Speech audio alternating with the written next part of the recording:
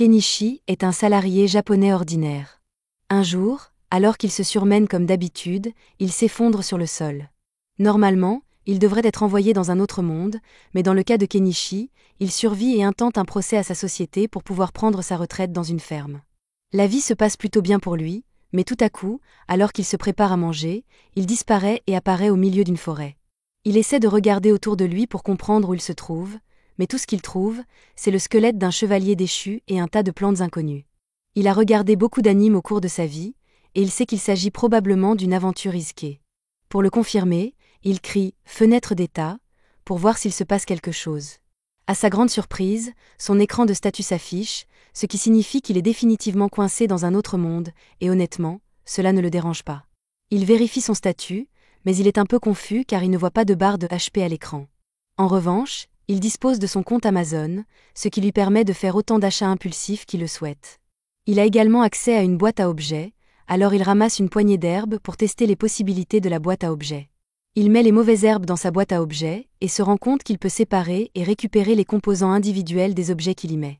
Il décide également de tester le magasin et y jette un coup d'œil, mais malheureusement, il a toujours besoin d'argent pour acheter des objets. Un message indique qu'il peut échanger les objets de sa boîte contre de l'argent, mais pour l'instant, tout ce qu'il a, c'est de l'herbe, qui ne vaut pas grand-chose. Il n'a littéralement rien de valable à échanger contre de l'argent, et à ce rythme, il va probablement mourir de faim. C'est alors qu'il remarque l'équipement brillant du chevalier mort, et comme il est mort de toute façon, ce n'est pas comme s'il en avait encore besoin. La première chose que fait Kenichi est d'acheter des produits de première nécessité et du pain au magasin.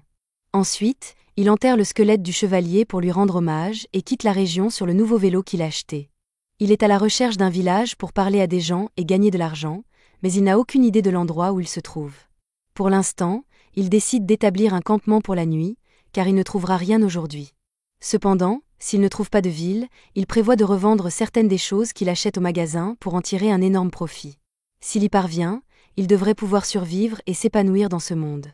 Mais il y a un problème. Jusqu'à présent, Kenichi n'avait pas pensé qu'il serait dangereux de se trouver au milieu des bois. Une fois la nuit tombée, il se retrouve encerclé par une meute de loups qui n'ont pas l'air d'être amicaux. Kenichi panique, car il sait qu'il est mort s'il n'agit pas rapidement. Il se tourne donc vers son magasin et essaie immédiatement d'acheter le plus gros fusil qu'il puisse trouver. Malheureusement, il n'y a pas d'arme à feu, alors il se contente d'acheter un tas de feux d'artifice. Les feux d'artifice effraient un peu les loups, mais ce n'est finalement pas suffisant pour se débarrasser d'eux. Kenichi se met alors à chercher autre chose et finit par trouver un lance-pierre qu'il utilise pour tirer des balles sur les loups. La force des balles est telle qu'elle assomme quelques loups et pousse les autres à reconsidérer leurs options, car Kenichi n'est manifestement pas une cible aussi facile qu'il le pensait. Une fois que les loups ont reculé, Kenichi se précipite sur son vélo et s'enfonce dans la nuit pour s'éloigner le plus possible du territoire des loups. Le lendemain matin, Kenichi est épuisé par tout ce qu'il a fait à vélo, mais il n'a toujours aucune idée de l'endroit où il se trouve. Il achète une échelle et un télescope pour pouvoir grimper dans un arbre et observer ce qui l'entoure. Heureusement, il parvient à apercevoir une ville au loin, ce qui devrait lui permettre de commencer à gagner de l'argent s'il s'y rend. Il commence son long voyage à travers les prairies, mais lorsqu'il arrive enfin à la route principale, il manque de se faire écraser. Le conducteur de la charrette s'excuse d'avoir failli le renverser, et comme il se sent mal, il propose à Kenichi de l'emmener en ville. Il se présente comme étant Fuyu, un marchand, et celle qui se trouve à l'arrière du chariot est une barde itinérante, elle est donc une passagère. Pendant le trajet, Fuyu remarque que Kenichi est habillé de façon plutôt étrange. Il lui demande alors pourquoi il se rend en ville, et Kenichi répond qu'il a l'intention d'y ouvrir un commerce. Ils finissent par franchir les portes de la ville, Fuyu dépose Kenichi devant son magasin, et ce dernier l'aide à décharger sa cargaison. Fuyu remercie Kenichi pour son aide, mais c'est Kenichi qui devrait être reconnaissant car Fuyu l'a vraiment aidé. Pour montrer sa gratitude, il donne à Fuyu un sachet de poivre, mais lorsque Fuyu comprend ce que c'est, il avertit Kenichi de ne pas le vendre dans cette ville. Il existe une mafia des épices appelée Pikoba, qui détient un monopole total sur le marché des épices. Si Kenichi essaie de les concurrencer, il pourrait envoyer des assassins à ses trousses. Kenichi n'avait pas réalisé que le simple fait de vendre ses produits pouvait être aussi dangereux, et il est donc reconnaissant à Fuyu de l'avoir prévenu. Normalement, Fuyu ne voudrait pas risquer d'attirer l'attention de Pikoba, mais comme il s'agit d'une affaire privée entre lui et Kenichi, il décide d'acheter le poivre. Kenichi essaie de lui dire qu'il n'a pas à le payer, mais Fuyu insiste, car un marchand n'accepte jamais rien gratuitement, car cela signifierait qu'il doit une faveur à Kenichi. Kenichi peut comprendre cela, Il accepte donc le paiement de Fuyou, mais même s'il a fait une réduction à Fuyou, il a quand même gagné beaucoup plus que ce à quoi il s'attendait. Il n'a payé que 1000 yens pour ce poivre, mais Fuyou l'a payé l'équivalent de 100 000 yens. Kenichi se promène un peu dans la ville et finit par trouver une auberge et un restaurant locaux. Il y entre et est accueilli par l'hôtesse, Aslia.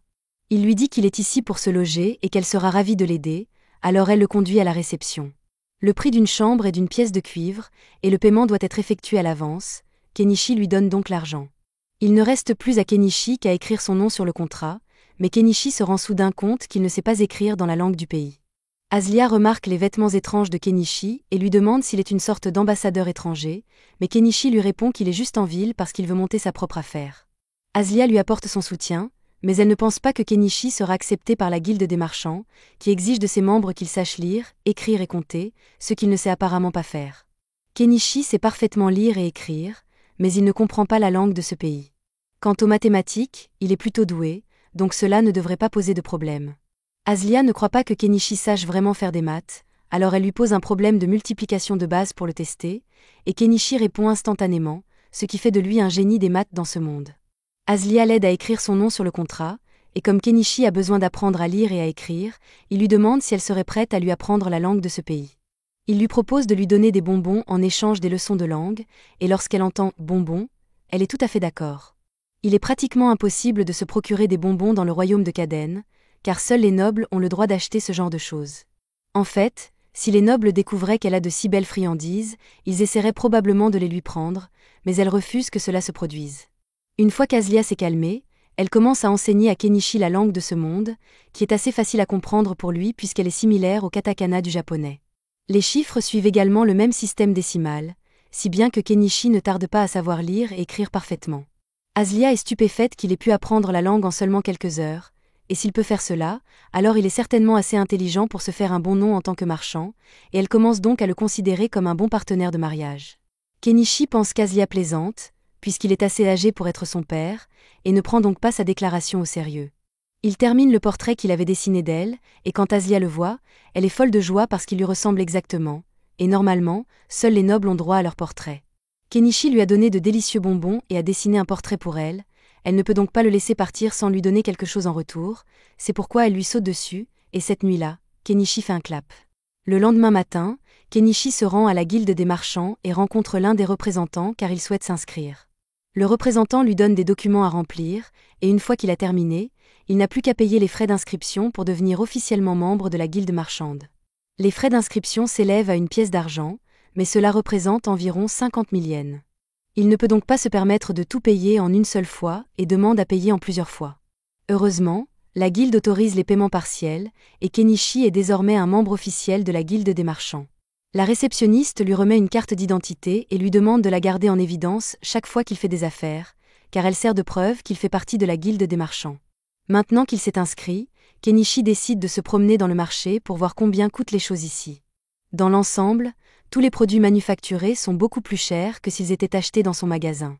Les seules choses dont le prix est raisonnable sont les produits alimentaires, alors Kenichi achète un sac de fruits à un vendeur. Le lendemain, Kenichi travaille à la création d'un stand pour pouvoir vendre ses produits en ville, et Aslia est impressionnée par la facilité avec laquelle il a fabriqué. Pendant que Kenichi installe quelques prospectus, Aslia remarque qu'il utilise des pinces à linge, qui l'intéressent beaucoup car leur design est vraiment sympa. Les pinces à linge qui existent dans ce monde sont faites de bois et d'un élastique, mais elles se cassent si facilement qu'elles sont pratiquement inutiles. Elle demande à Kenichi s'il les vend aussi, mais ce dernier n'avait même pas envisagé que quelque chose d'aussi simple que des pinces à linge puisse avoir autant de valeur. Plus tard dans la journée, Kenichi se rend au marché pour son premier jour en tant que marchand et trouve un bon emplacement à côté d'une vieille dame. Il lui demande si elle est d'accord pour qu'il y installe son étalage, et elle n'y voit aucun inconvénient, alors Kenichi sort son étalage de sa boîte à objets. Hanama est impressionnée par la sélection de marchandises de Kenichi, elle regarde un peu autour d'elle et repère les pinces à linge qu'il vend. Comme elle les aime beaucoup, elle propose d'en acheter quelques-unes, ce qui surprend Kenichi, qui ne pensait pas qu'elle voudrait soutenir son concurrent.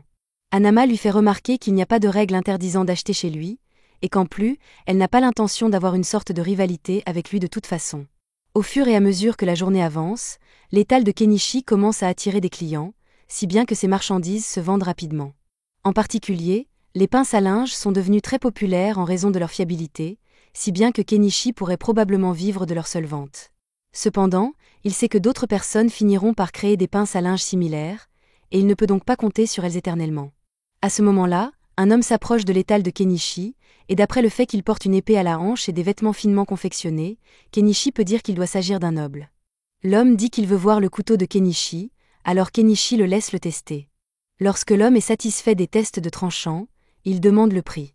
Kenichi lui dit que le couteau coûte 2 pièces d'argent, ce qui est assez cher, mais l'homme comprend pourquoi, car ce couteau est d'excellente facture.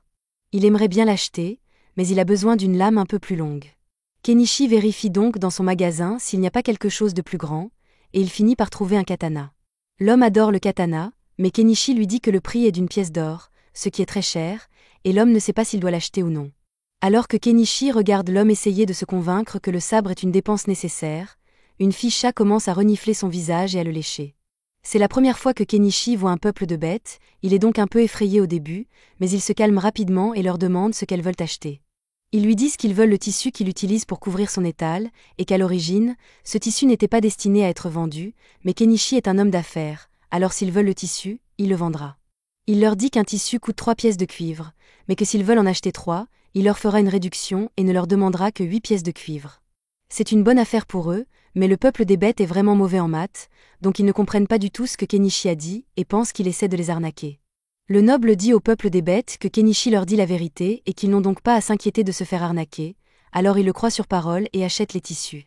L'homme décide également d'acheter l'épée car elle est incroyablement bien faite, et à la fin de la journée, Kenichi fait un très bon profit. Pendant ce temps, ailleurs dans la ville, une servante qui a acheté les pinces à linge de Kenichi les montre à sa maîtresse, Primula.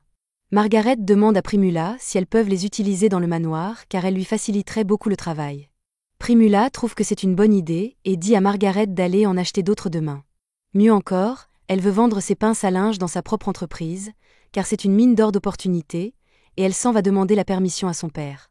Ce soir-là, Kenichi prend un bain au bord du puits, et il aimerait vraiment avoir un bain chaud, mais les bains chauds n'ont pas encore été inventés, alors il va devoir en fabriquer un lui-même. Il regarde dans le magasin pour voir s'il y a quelque chose qu'il pourrait utiliser pour faire un bain chaud, et trouve par hasard un tonneau à vendre.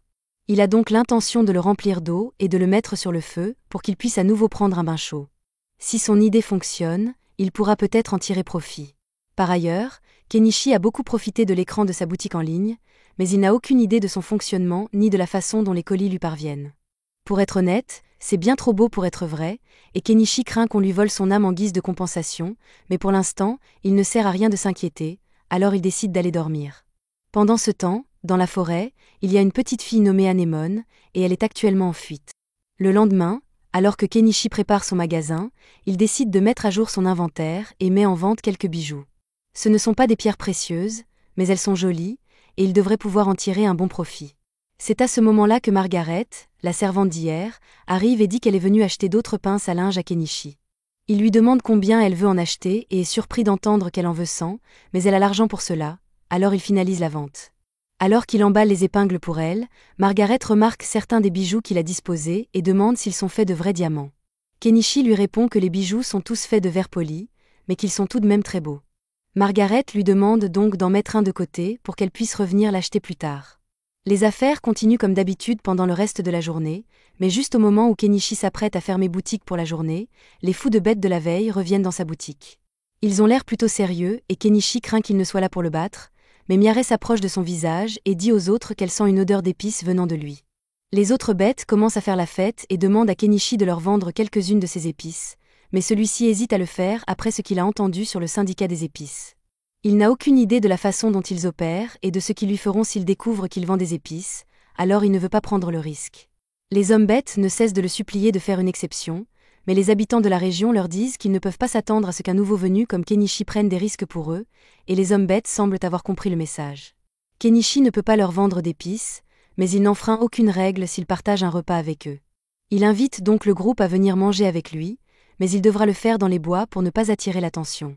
Les fous de bêtes sont très heureux d'entendre cela, et plus tard dans la nuit, ils rejoignent tous Kenichi et Hanama à la périphérie de la ville pour qu'ils puissent commencer à cuisiner. Kenichi est sur le point de commencer à cuisiner quand Hanama lui demande si elle peut l'aider, alors il lui dit de couper quelques légumes pour lui. Cependant, quand Hanama regarde les légumes, elle n'arrive pas à croire à quel point ils sont vibrants et juteux. Kenichi lui explique qu'il les a achetés dans un pays étranger et lui garantit qu'ils ont vraiment bon goût. Pendant que Kenichi et Hanama travaillent sur les légumes, Miale et les autres fous de bêtes sont occupés à pêcher des poissons dans la rivière, et ils parviennent bientôt à en attraper une bonne quantité. Maintenant que tous les ingrédients sont prêts, Kenichi commence à préparer le poisson avec les épices et jette le tout dans une marmite pour le faire cuire un moment, ce qui donne finalement un repas que les fous de bêtes adorent. Ils n'ont jamais rien goûté de tel auparavant, et sont donc très reconnaissants pour ce repas, mais toute cette bonne nourriture leur donne une envie folle d'alcool. Hanama leur demande de faire preuve de retenue, car l'alcool est très cher, mais Kenichi ne voit pas d'inconvénient à leur en donner un peu à boire. Il sort donc une bouteille d'alcool bon marché et leur verse 2 verres, mais en échange, il leur demande de jurer qu'ils ne parleront jamais à personne du repas qu'il leur a préparé. Hanama avertit Kenichi qu'il est un peu trop généreux, mais il ne voit rien de mal à laisser les bêtas s'amuser, d'autant plus qu'ils ont l'air de bonnes personnes. Cette nuit-là, ils boivent ensemble, se baignent ensemble et finissent par s'endormir à la belle étoile, et Miale semble vraiment apprécier Kenichi à présent. Le lendemain matin, Kenichi revient à l'auberge et Azalea est un peu contrarié parce qu'il est resté dehors toute la nuit.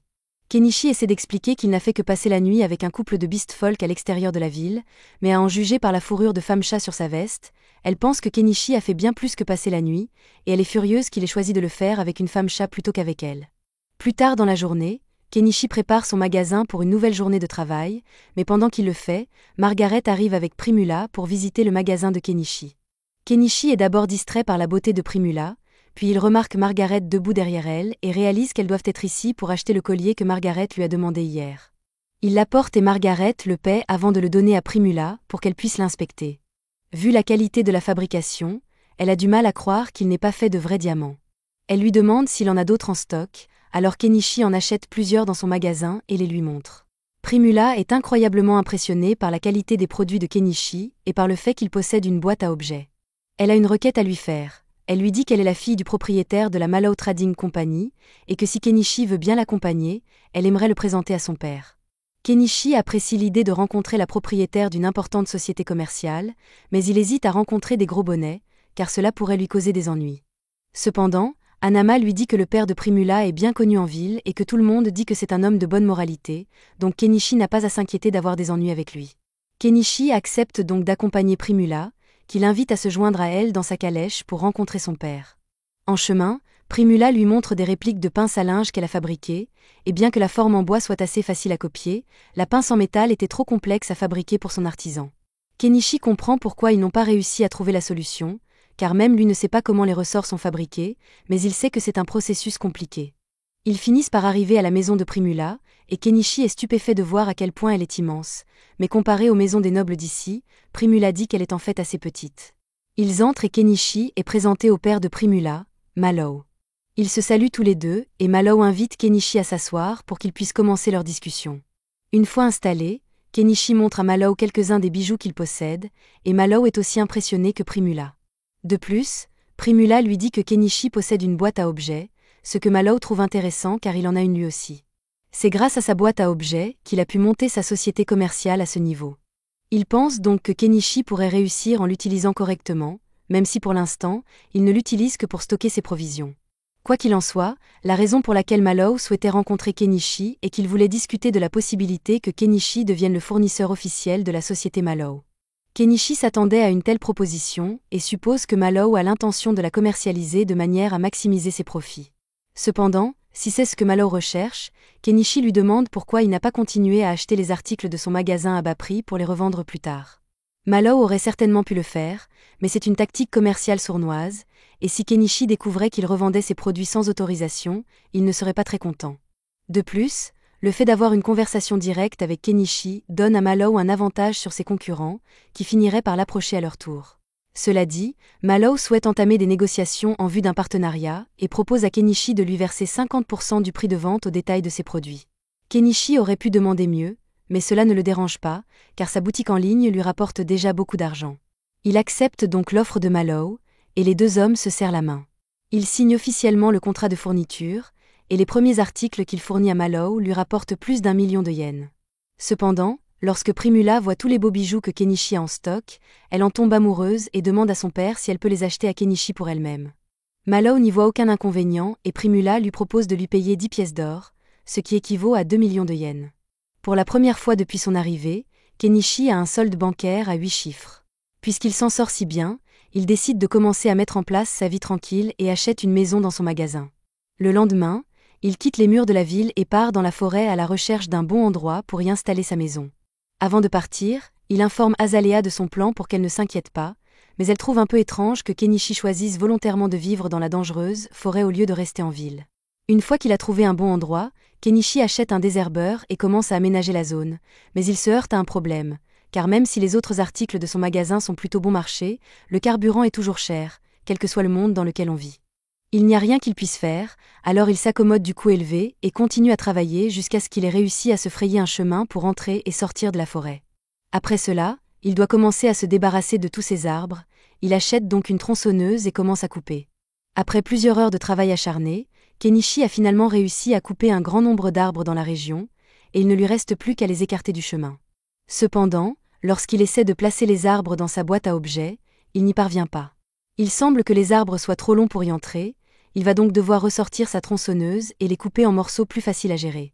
Il finit par raccourcir les arbres en bûches de 10 mètres, ce qui lui permet de les ranger dans sa boîte à objets, et il a presque fini d'enlever les arbres. La seule chose qui lui reste à faire est d'enlever toutes les souches, mais cela va demander beaucoup de travail et le soleil se couche déjà.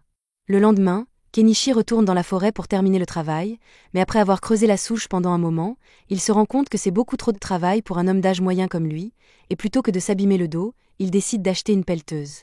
Cependant, une fois qu'il l'a vue, il se rend compte qu'il vient de dépenser 1,2 million de yens pour de la machinerie lourde parce qu'il ne voulait pas faire de travail manuel. Il le regrette un peu, mais en même temps, cela signifie qu'il n'aura pas à travailler aussi dur, alors peut-être que l'investissement en valait la peine. Il démarre le moteur, mais il se rend compte que cet engin fonctionne au diesel et que son magasin n'en vend pas du tout. Il commence à paniquer, car ce serait un énorme gâchis s'il ne pouvait pas utiliser la pelleteuse après avoir dépensé tant d'argent pour elle. Il réfléchit un instant et se rend compte qu'il pourrait probablement fabriquer son propre diesel en mélangeant du kérosène et quelques additifs. Mais au moment d'essayer, il se rend compte qu'il pourrait détruire le moteur de la pelleteuse s'il se trompait dans les proportions du mélange, alors pour être sûr, il décide de tester d'abord son mélange sur un générateur diesel. Après l'avoir rempli, il essaie de le mettre en marche et il semble fonctionner correctement. Il sait donc que son diesel maison fonctionnera avec la pelleteuse et il a l'intention de revenir demain pour terminer le travail. Entre-temps, il doit faire quelque chose pour lutter contre les insectes, et le lendemain, il décide de se rendre dans une boutique de magie locale pour acheter des pierres magiques anti-insectes. Lorsqu'il entre dans la boutique, le sorcier qui en est le propriétaire accueille Kenichi et lui demande d'où il vient, car il ne l'a jamais vu dans le coin. Kenichi explique qu'il est un étranger qui vient d'ouvrir une boutique en ville et qu'il est ici pour acheter des pierres anti-insectes. Le sorcier lui dit que ces pierres coûtent 3 pièces d'argent, mais que c'est très cher. Kenichi essaie donc de faire un marché et propose au sorcier de lui donner 2 oranges s'il peut baisser le prix. Le sorcier n'a jamais vu d'orange auparavant, il pense donc qu'il s'agit d'une sorte de fruit exotique et accepte de faire une réduction à Kenichi pour cette raison. Plus tard dans la journée, Kenichi va parler à Hanama, qui lui dit que le sorcier est un homme très cultivé, et que c'est donc une bonne personne à avoir comme ami. C'est à peu près tout le contraire du criminel recherché Chaga, dont les avis de recherche ont été placardés dans toute la ville. C'est le chef d'un groupe de bandits notoires, et la récompense pour sa capture est très élevée. En fait, cette nuit-là, Chaga organise un raid sur un chariot rempli d'esclaves en cours de transport, et qui sait ce qu'il compte en faire. Le lendemain, Kenichi retourne dans la forêt pour pouvoir enfin utiliser sa pelleteuse, et il ne regrette plus son achat car non seulement elle lui facilite grandement le travail, mais elle est aussi très amusante. Maintenant, rien ne peut l'empêcher de réaliser son rêve de vivre une vie tranquille dans les bois, mais après avoir dépensé autant d'argent pour la pelleteuse, il est dangereusement proche de la faillite, et il va donc devoir mettre un frein à tout progrès dans la construction. Un peu plus tard, Kenichi retourne voir Mallow et Primula dans l'espoir de leur vendre du sel et du sucre pour faire un bon profit. Mallow teste le sucre et est satisfait de sa qualité, mais il ne peut pas l'acheter à Kenichi. L'État se réserve tous les droits sur le sucre et le sel, et Mallow aurait des ennuis s'il les achetait auprès d'une source non autorisée. En revanche, les bijoux que Kenichi lui a vendus auparavant se vendent comme des petits pains, et Mallow aimerait bien en acheter d'autres immédiatement. Les bijoux supplémentaires que Kenichi vient de vendre lui ont rapporté 15 pièces d'or, soit environ 3 millions de yens. Il a maintenant assez d'argent pour acheter la cabane en rondin qu'il a trouvée dans son magasin. Honnêtement, il n'arrive toujours pas à croire qu'une cabane entière est en vente dans son magasin, et ce pour seulement 1,7 million de yens. Cela semble presque trop beau pour être vrai, mais Kenichi ne veut pas rater l'occasion et achète la cabane. Malheureusement, la cabane doit provenir d'IKEA, car lorsqu'il l'achète, il se retrouve noyé dans une pile de planches de bois et des instructions qu'il ne sait pas comment suivre. Il prend le temps de lire les instructions à la main et, comme il le craignait, le montage de cette chose va être une véritable galère. Mais il a déjà payé, alors il n'a pas d'autre choix que d'en finir. Alors que Kenichi commence à construire, les Beast Folk de tout à l'heure passent par là, et en signe de gratitude, il décide d'aider Kenichi dans sa construction. Plusieurs semaines passent, et grâce à l'aide des Beast Folk, Kenichi a pu progresser régulièrement dans la construction de sa cabane, tout en gardant son échoppe ouverte. Après un peu moins d'un mois de travail, la construction de la cabane est enfin terminée. Il n'aurait pas pu faire tout cela en si peu de temps sans l'aide des Beast Folk, alors pour les remercier, il organise une belle fête barbecue. Cependant, même si la cabane est enfin terminée, il reste encore une tonne de choses que Kenichi doit faire par lui-même, comme peindre les murs et le toit et produire de l'électricité. Il lui a fallu un mois de plus pour s'occuper de toutes ses affaires, mais une fois que tout a été fait, la maison de Kenichi est complètement autosuffisante. Il a construit une clôture autour de sa maison et de sa ferme et, pour ce qui est de l'électricité, il a installé quelques panneaux solaires. Maintenant qu'il a enfin fini d'aménager la maison de ses rêves, la première chose que fait Kenichi pour fêter l'événement est de prendre un bon bain chaud, même s'il doit encore trouver un moyen d'avoir de la plomberie à l'intérieur, car il a dû faire plusieurs voyages à vélo pour remplir sa baignoire. Le lendemain matin, Kenichi retourne à l'auberge pour annoncer à Azalea qu'il a enfin terminé sa cabane dans la forêt et qu'il ne restera donc plus à l'auberge. Azalea est un peu surprise car elle ne pensait pas que Kenichi était sérieux lorsqu'il a dit qu'il voulait construire une maison dans la forêt, mais elle est également heureuse qu'il ait pu atteindre l'un de ses objectifs, même si cela signifie qu'elle ne pourra plus le voir aussi souvent. Le lendemain, Kenichi se réveille dans sa cabane, et comme le temps est magnifique, il décide de sortir pour prendre quelques photos des fleurs locales. Cependant, sa petite balade est interrompue lorsqu'il manque de se faire tirer dessus par une flèche. Kenichi est tellement surpris qu'il tombe de son vélo, mais d'autres flèches sont tirées vers lui, et il se réfugie derrière un arbre. Ceux qui tirent les flèches sont de nouveaux Beast Folk qui vivent dans la forêt, et pour leur défense, ils étaient là pour chasser, et ils l'ont donc instinctivement attaqué. Mais même après avoir réalisé que Kenichi est l'humain qui a construit une maison dans cette forêt, il s'en fiche et décide de le tuer quand même. Kenichi n'a aucune idée de la raison pour laquelle ces Beast Folk l'attaquent, mais il n'a pas l'intention de rester les bras croisés et de les laisser faire ce qu'ils veulent, alors il fouille dans son inventaire et sort son lance-pierre pour riposter. Les Beast Folk sont un peu effrayés, car ils ne s'attendaient pas à ce que le faible humain riposte, et ils commencent à réévaluer leur choix lorsque Kenichi leur lance des feux d'artifice et sort sa pelleteuse. Les Beast Folk n'ont pas l'intention d'attendre de voir ce que cette chose peut faire, alors ils s'enfuient tous, et Kenichi se demande ce qui s'est passé, mais juste à ce moment-là, il remarque un animal blessé qui crie de douleur au pied de l'arbre. Il a reçu une balle dans la patte et ne tiendra probablement pas longtemps si Kenichi ne fait pas quelque chose rapidement. Il s'approche du chat, mais celui-ci ne lui fait pas confiance et grogne lorsqu'il s'approche de lui. Kenichi ne veut pas se faire mordre, alors il dépense un peu d'argent pour acheter une armure de coussin au cas où le chat essaierait de le mordre. Mais alors qu'il s'apprête à retirer la flèche, le chat se défend à peine, il doit donc être à bout d'énergie. Il achète donc une bouteille d'alcool pour désinfecter la plaie et applique ensuite une crème antibiotique. Les blessures du chat ont été soignées, mais il n'y a toujours aucune garantie qu'il survivra à l'air libre, alors Kenichi décide de le ramener chez lui. Il installe une couverture pour que le chat puisse se reposer, mais il n'a toujours pas bougé d'un poil depuis qu'il l'a soigné, et il commence à s'inquiéter. Il n'a pas vu de vétérinaire depuis qu'il est arrivé dans cette ville, mais il y a peut-être une sorte de magie de guérison qu'il peut utiliser, alors il va demander au magicien ce qu'il en est. Le sorcier écoute l'histoire de Kenichi et se rend compte qu'il a dû trouver un lynx, mais il ne comprend pas pourquoi Kenichi voudrait s'embêter à le soigner puisqu'il pourrait facilement le tuer et vendre sa fourrure pour en tirer un bon profit. Le sorcier n'étant pas d'une grande aide, Kenichi retourne à l'extérieur, et alors qu'il passe par là, Miare saute sur lui et commence à renifler. Elle sent l'odeur d'un lynx sur lui, et son peuple considère les lynx comme des messagers de Dieu, alors elle est très excitée et veut le voir de ses propres yeux. Elle suit Kenichi jusqu'à sa maison, et dès qu'elle voit le lynx, elle peut déjà dire que sa blessure a été causée par le chien Beast Folk, et elle jure de leur faire payer. Pendant ce temps, le lynx semble aller un peu mieux, mais il continue d'essayer de lécher sa blessure, si bien que Kenichi est obligé de lui coller un cône sur la tête. Miare est impressionnée par les compétences de Kenichi en matière de soins de santé. Elle lui demande s'il est médecin, mais il lui répond qu'il connaît juste quelques notions de premier secours. Miare veut remercier Kenichi d'avoir sauvé le lynx roux, alors elle sort et chasse rapidement pour donner à Kenichi de la viande d'oiseau, et une fois qu'elle a ramené sa prise, Kenichi la fait griller pour leur dîner.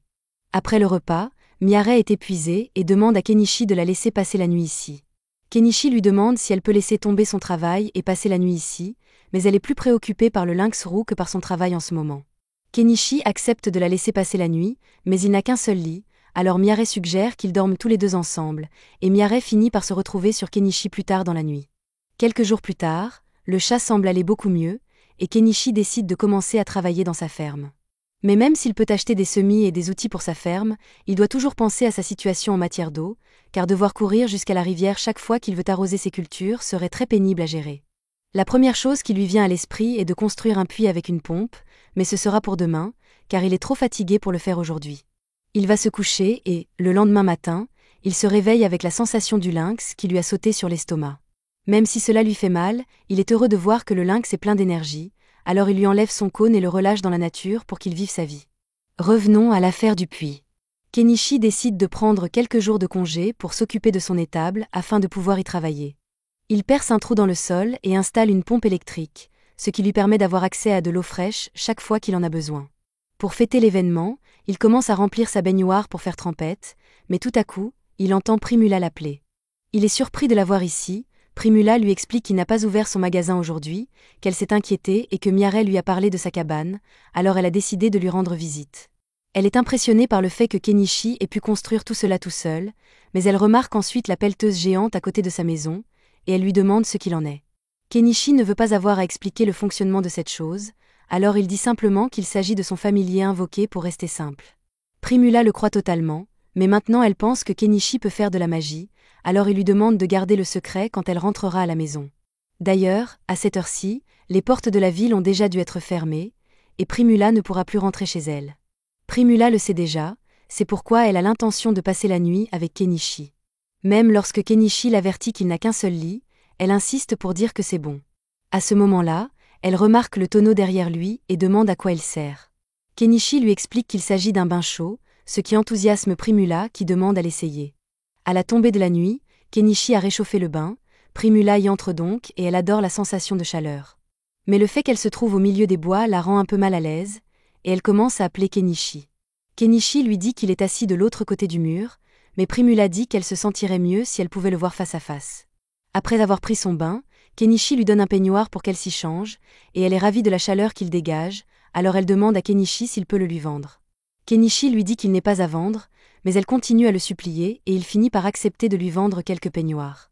Primula n'en revient pas de la variété de produits que Kenichi a à sa disposition. Elle est persuadée qu'il deviendrait le plus grand marchand du royaume s'il essayait de le faire.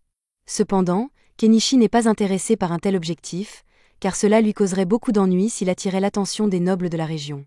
Tout ce qu'il veut, c'est mener une vie tranquille et gagner suffisamment d'argent pour être à l'aise. Primula lui promet donc de faire tout ce qui est en son pouvoir pour l'aider à mener une vie tranquille. Un peu plus tard, ils vont se coucher, mais Kenichi ne veut pas que ce qui s'est passé avec Miaré se répète.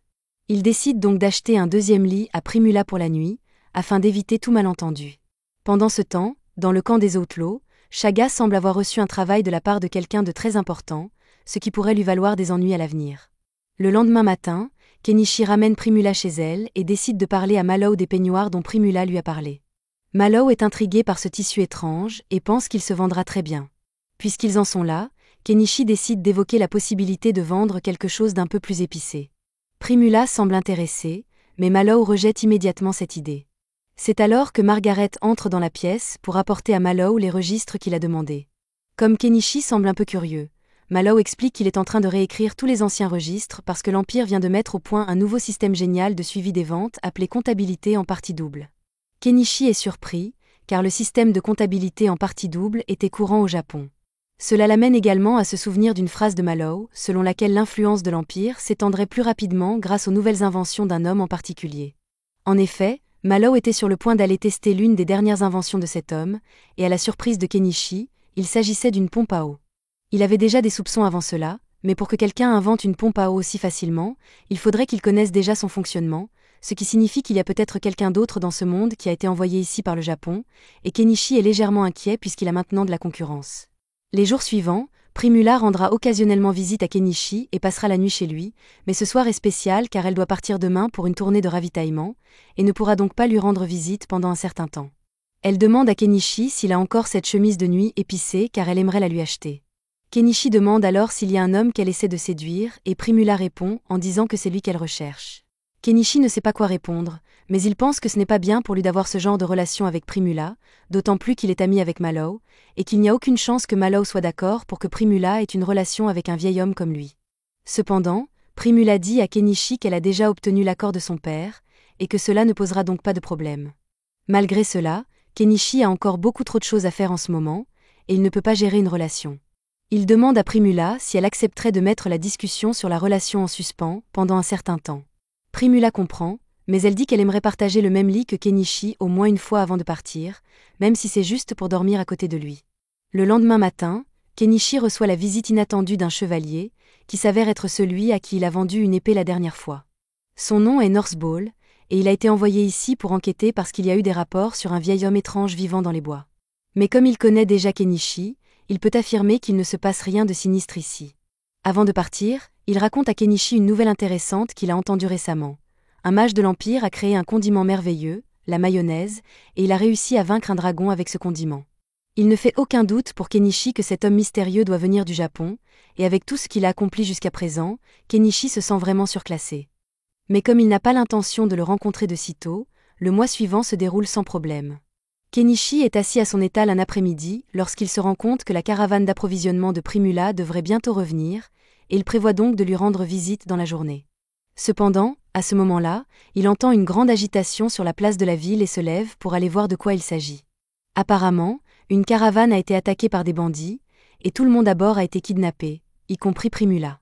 Mallow supplie les aventuriers dans les rues de l'aider à sauver sa fille, mais comme le bandit qu'il a enlevé est l'infâme hors-la-loi Shaga, personne ne veut prendre le risque de s'opposer à lui. Il faudra des jours avant que l'ordre des chevaliers ne puisse organiser une mission de sauvetage dans ces circonstances. Pendant ce temps, Primula est enfermée dans une cage par Shaga et ses hommes de main. Elle est encore indemne pour l'instant, mais c'est parce que Shaga a l'intention de la vendre à des nobles malades pour arrondir ses fins de mois, et que ses chances de s'échapper par ses propres moyens sont pratiquement nulles. Mallow sait que ce n'est qu'une question de temps avant que Primula ne connaisse un sort terrible. Il est donc prêt à tout pour la sauver et se tourne vers Kenichi pour lui demander de l'aide. Kenichi n'est absolument pas capable de se battre, mais il se soucie beaucoup de Primula, et il finit par accepter de faire quelque chose pour remédier à la situation. Cependant, il n'a pas assez d'argent pour mener à bien son projet. Il dit donc à Mallow qu'il va avoir besoin d'argent pour faire ses préparatifs. Sans hésiter, Mallow lui tend un sac de pièces d'or, car il est prêt à donner à Kenichi toutes les pièces qu'il possède, à condition qu'il puisse ramener Primula saine et sauve. Il explique à Kenichi que la base d'opération de Shaga se trouve dans les ruines, à 50 km à l'ouest de Dahlia, et que c'est une sacrée distance. Il regarde les voitures disponibles dans son magasin et décide finalement d'acheter un camion. Mais avant de le faire, il prévient tout le monde qu'il est sur le point d'utiliser la magie d'invocation et qu'il faut donc s'éloigner. Il entonne ensuite un petit chant ridicule pour faire croire à tout le monde qu'il s'agit bien de magie d'invocation, et une fois que son camion apparaît, il monte dessus et demande si quelqu'un est prêt à venir se battre avec lui. Shaga a une énorme prime sur sa tête, alors s'ils parviennent à la battre, il y aura une énorme récompense pour tout le monde. Cependant, aussi alléchant que cela puisse paraître, personne n'accepte l'offre de Kenichi, car Shaga est une trop grande menace. Kenichi commence à s'inquiéter de devoir faire cela tout seul, mais c'est alors que le lynx qu'il a sauvé le mois dernier s'approche de lui, et même s'il ne parle pas le chat, il peut dire que le lynx lui dit qu'il veut l'aider. En parlant de chat, Mialet et les autres bêtes veulent aussi aider Kenichi, car ils lui doivent une faveur pour toute l'aide qu'il leur a apportée. Kenichi est heureux de voir qu'il a des gens de son côté, alors pour les préparer au combat, il achète un arc à poulie pour Mialet et une hache et quelques épées pour les frères de Mialet. À ce moment-là, il entend quelqu'un dire qu'il veut l'aider, et quand il regarde en bas, il trouve Paul debout. Kenichi est beaucoup plus rassuré de savoir qu'un chevalier expérimenté va les accompagner, mais il est un peu curieux de savoir pourquoi Paul se promène en ville avec son armure complète. Paul explique qu'il vient de faire fabriquer sa nouvelle épée avec l'acier que Kenichi lui a donné, et qu'il a donc cherché toute la journée une occasion de l'utiliser, et que tuer des bandits serait l'excuse parfaite. Il y a encore une personne qui dit vouloir venir, mais il s'agit du propriétaire du magasin de magie, et Kenichi essaie de lui dire que c'est trop dangereux pour un vieil homme comme lui. Cependant, le vieil homme révèle qu'il était un mage à l'époque, et bien qu'il soit vieux, ses sorts de feu sont toujours aussi mortels qu'il était à l'époque de sa splendeur. Kenichi reconnaît que l'homme serait utile au combat, et il le laisse donc venir, mais Anama dit alors qu'elle veut venir aussi. Kenichi tente de lui dire de rester en arrière, car elle ne pourrait rien apporter dans un combat, mais même si elle n'est pas capable de se battre, elle dit qu'elle peut toujours apporter un soutien moral et préparer de la nourriture pour le groupe. Elle promet également de s'enfuir à la seconde où le combat commencera, afin que Kenichi n'ait pas à se préoccuper de sa protection. Il finit par accepter d'emmener Anama avec lui pour le soutenir moralement, mais il s'arrête quand Mallow dit qu'il veut venir aussi. Il lui dit alors de rester ici et d'attendre que Primula revienne saine et sauve. Kenichi demande une fois de plus si quelqu'un d'autre veut venir avec eux, mais tous les autres sont trop effrayés à l'idée de se battre contre Shaga, alors ils reculent tous, et la foule disparaît. Avant de partir, Kenichi se rend à la guilde et s'inscrit en tant qu'aventurier, tout en signalant officiellement qu'il va s'occuper de la prime de Shaga. Le groupe part ensuite dans le camion de Kenichi, mais alors qu'il quitte la ville, tous les gens qui étaient trop effrayés pour se battre commencent à se moquer de lui parce qu'ils pensent que Kenichi va juste s'enfuir avec l'argent que Mallow lui a donné. Pendant ce temps, dans les ruines, la cellule de Primula est ouverte pour que la fille que Shaga a capturée comme esclave puisse lui apporter de la nourriture. Cependant, Primula remarque que la jeune fille est affamée et lui propose de lui donner du pain à la place. La jeune fille est reconnaissante de la gentillesse de Primula et commence à manger tout de suite, et pendant qu'elle mange, Primula lui pose quelques questions. Elle apprend que la jeune fille est également retenue en captivité ici, et lui demande donc si elle veut s'échapper avec elle. La jeune fille aimerait bien sortir d'ici, mais elle ne pense pas que ce soit possible dans les circonstances actuelles. Cependant, Primula est sûre que ce n'est qu'une question de temps avant que les secours n'arrivent. Après s'être rapprochés de la base, Kenichi et les autres s'arrêtent pour faire une pause. Une fois qu'ils ont fini de manger, Kenichi fait asseoir tout le monde pour commencer leur réunion stratégique. Kenichi propose un plan d'assaut de base, et tout le monde pense que son plan est bon. Ils se mettent donc tous en position, et Miale est envoyé en reconnaissance. Kenichi parvient à rester en contact avec elle en utilisant des radios qu'il a achetées, mais pour rester simple, lorsque Miale pose des questions sur la radio, il lui dit simplement qu'il s'agit d'un appareil magique qui leur permet de parler sur de longues distances. Maintenant que Miale est en mesure de jouer le rôle d'éclaireur, Kenichi et les autres montent tous dans le camion pour se mettre en route, et Hanama reste en arrière pour sa propre sécurité. Comme il n'y a aucune garantie de victoire, Kenichi demande à Hanama d'aller contacter la guilde des aventuriers s'ils ne reviennent pas dans la journée. Tard dans la nuit, Kenichi demande à Miale de faire le point sur les bandits, et d'après ce qu'elle voit, il semble que les bandits fassent la fête. En fait, la plupart des bandits sont ivres en ce moment, et c'est donc l'occasion rêvée pour eux d'attaquer. Avant qu'ils n'entrent, l'un des hommes bêtes attire l'attention de Kenichi et lui tend une noix. Kenichi demande ce que c'est, et l'homme bête lui explique qu'il s'agit d'une pilule pour l'aider à oublier qu'il va devoir tuer des gens. Apparemment, cela suffit à Kenichi, qui avale une bouchée de la pilule et se retrouve instantanément embarqué dans le voyage le plus intense de sa vie. Kenichi ne sait presque plus ce qui se passe, mais il se souvient qu'il a une mission à accomplir, alors il prend le volant et commence à conduire comme un fou à travers la forêt. Dans le camp des bandits, tous les bandits sont encore occupés à s'amuser. Soudain, 2 d'entre eux aperçoivent le camion qui s'approche et sont abattus d'une balle dans la tête par Miale. Le vieil homme grimpe donc sur le toit du camion et lance un sort d'explosion pour faire un trou dans la porte. À ce stade, tout le camp des bandits est en état d'alerte, mais il est déjà trop tard, car Kenichi et les autres ont réussi à pénétrer à l'intérieur. Comme les bandits ont beaucoup bu, ils sont tous ivres et n'ont pas d'armure. Miale et ses frères peuvent donc se débarrasser rapidement des premiers qui arrivent à portée de tir. Paul sort alors du camion, et il est très excité à l'idée de teindre sa nouvelle épée avec le sang de ses ennemis. Kenichi est tellement impressionné par la force de Paul qu'il se laisse distraire, et un bandit tente de profiter de l'occasion pour le poignarder dans le dos, mais heureusement, le lynx intervient pour le sauver juste à temps.